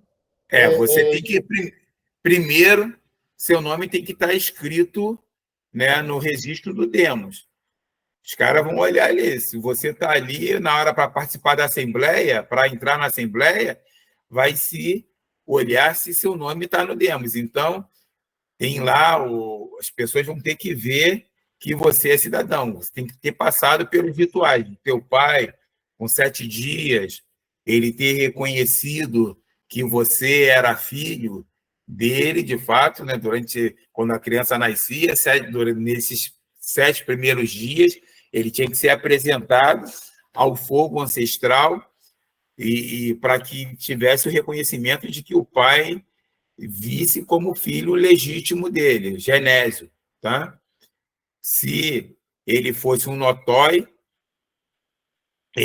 o pai não fizesse isso, ele era vendido como escravo, a mulher devolvida ao pai, normalmente ela acabava num prostíbulo. Depois de 3 anos, você tinha ali o ritual das apaturas, que era a festa da frátria, então era apresentado à família vinha reunindo gente de tudo que era lugar e via que você era cidadão. Depois, quando você ia para o ritual da efebia, quando tivesse lá com 16, 17 anos, vinha o Demarcos, né, o indivíduo que é o magistrado responsável por administrar e cuidar do local, ele olhar e falar: você é filho de quem? Filho de não sei quem. Ia chamar lá anciões locais e ia falar: o pai apresentou ele, o fogo familiar apresentou. Ele teve na festa da frátria? Teve. Então, isso legitimava que você era cidadão. Mesma coisa quando você ia para a Assembleia. Novamente, as pessoas reviam isso aqui para você participar. Então, vê que era algo que não era rápido e simples, né?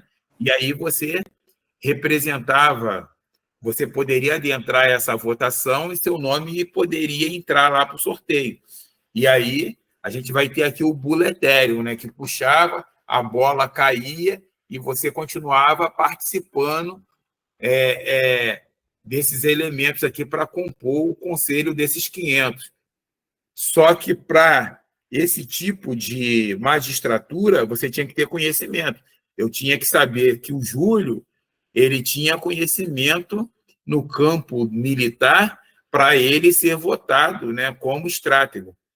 Do contrário, você não ia adentrar isso aí. E eu concordo aqui com a Admara, né, quando fala que a votação ele é o mais democrático, ele não vai levar em consideração o seu recurso econômico, porque para você entrar nessas votações aqui, você vai ter que ter recursos econômicos, vai ter que ter conhecimento, e os outros não. Professor, então, na verdade, na prática, não há uma diferença muito grande nos critérios, né? Tanto de eleição como de... Não há diferença, né? Professor, não entendi. O senhor considera a votação mais democrática ou o sorteio? O sorteio, tá? Mas sorteio mais democrático, desculpa, tá? Ele é mais democrático. Eu concordo. Foi isso que você disse, que o sorteio era mais democrático, não foi isso? Isso, Marcele. Marcele, né? Foi a Marcele, desculpa. É que a Edmara, aqui, ela é tão participativa que às vezes eu confundo aí, tá? Que é o sorteio, tá? Ele é mais democrático, porque ele não vai levar em consideração os seus recursos, né? Nem o seu conhecimento dentro dessa perspectiva. João, pode falar. Mas não, mesmo sendo mais democrático, que eu também acho, concordava um pouco com a Marcele, não tinha algum mecanismo de manipulação ou não poderia existir? Eu pensei a mesma coisa. E esse sistema, tá? Ele vai de modo, né, de uma perspectiva, ele vai se sistematizar e se pragmatizar de tal forma que o Yvon Garland fala que no final do século V, né, esse sistema ele vai criar uma curriola entre indivíduos, porque você vai ter um pragmatismo do discurso nas assembleias e esses oradores vão começar a manipular a massa, a população, né, que vão ser reconhecidos como demagogos, aqueles que conduzem o demos, para que esses grupos tivessem as suas magistraturas renovadas nas assembleias. Então, por exemplo, aqui, se o Júlio, como eu citei, ele tem um bom conhecimento militar, mas eu sou um bom orador, né? Eu vou aqui estar a todo instante fazendo um discurso para que ele tenha a sua magistratura como estratego renovado e, consequentemente, ele que está em contato direto com esse demos dentro do exército, em guerra, ele contribuindo para que eu tenha a minha magistratura, né, como arconte, também sendo renovada. Então, o Yvon Garland vai dizer que vai haver uma curriola entre estrátegos, entre demagogos, né, entre esses políticos que vão ocupar o arcontado ou a tesouraria e, de alguma forma, essa elite vai continuar manobrando, digamos, a política. Mas eu acho que isso é um pouco falho, tá? Porque o Berry Strauss, né, na obra Democratia, né, que é organizada pelo Josiah Ober, ele vai falar que esse Plétos ele tem consciência muito clara dos seus interesses, né, e que eles vão, né, pender para os interesses oligárquicos ou democráticos, desde que essa ideia de participação política ela não seja afetada, que inclusive vai servir de respostas a Moses Filhens na política. Moses Filhens não. Moses Filhens? Não lembro se é Moses Filhens ou... a Filhens, a Moses Filhens na política no mundo antigo, de que não houve, de fato, democracia, porque nunca houve um integrante, né, do Plétos nesses cargos, mas eles estavam lá atendendo os interesses desse grupo, né? Então, ele vai apontar que há uma... E aí eu acredito também que esse discurso de que esse Plétos ele era manipulado é um pouco falho, tá? Mas o sorteio ele se torna, né? Deixa eu ver aqui se tem aqui como era esse sistema. Eu peço o Bernardo de novo aqui, ó, sua licença. Professor, Oi. eu penso muito com a cabeça de brasileiro, né? A forma Sim, de sim, corromper assim o sistema. Por exemplo, os anciãos tinham que dizer se o cara fez todo aquele caminho. sim, Não sim. teria nessa parte assim, não teria uma mentira, uma falcatrua, iriam Não, aí nesses é critérios. público, né? Esse reconhecimento é feito de modo público, né? Eu sei que você é cidadã porque publicamente isso foi registrado, tinha que estar seu nome, o nome necessariamente tinha que estar lá. Todo cidadão ele tinha o seu nome registrado no registro do Demos, né? Você não tinha essa forma de... É igual aqui, como é que eu sei que você é cidadã hoje no Brasil? É o seu registro de nascimento para que possa configurar a sua carteira de identidade. Então, para você tirar o seu título de eleitor e votar, você tem que ter, no mínimo, o registro de nascimento, tem que ter sido lavrado lá. Se você não tem registro de nascimento, você não é cidadão. Hoje, né, as maternidades não permitem, inclusive, que a criança saia do hospital se não tiver com o registro feito. Por exemplo, aqui o Selvagem, né, que eu costumo dizer aqui, o Bugre, né, o meu filho, para ele sair da maternidade, eu tive que levar lá o registro de nascimento dele, que eu levei com aquele papel da maternidade para poder registrar lá, senão o sujeito não faria, não lavraria o registro. Eu quero registrar a criança que nasceu, porque antigamente acontecia muito isso, né? A criança nascia com aquele papel, saía com o papel da maternidade, mas não ia registrar a criança, e a criança era registrada, às vezes, com 7, 8 anos, aí ele pagava a multa federal, o pai, às vezes, fazia o famoso gato, né? Registrava como se tivesse nascido naquela data, só no discurso dele, na palavra. Aí o sujeito ele tinha 51, mas ele dizia que tinha 45 ou 50 anos, 40 anos, né? 10 anos menos, e fala: nossa, mas você está acabado para 40 anos. Foi muito trabalho, mas não, é porque, né, houve aquela fraude familiar.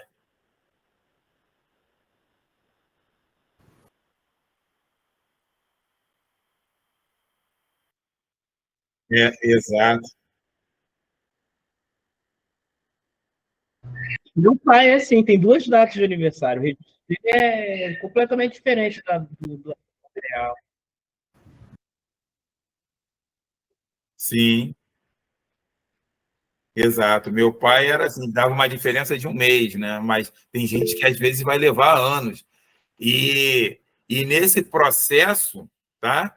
Muita gente aí, inclusive, se cometeu crimes tirando 2 certidões de nascimento. Eu conheci um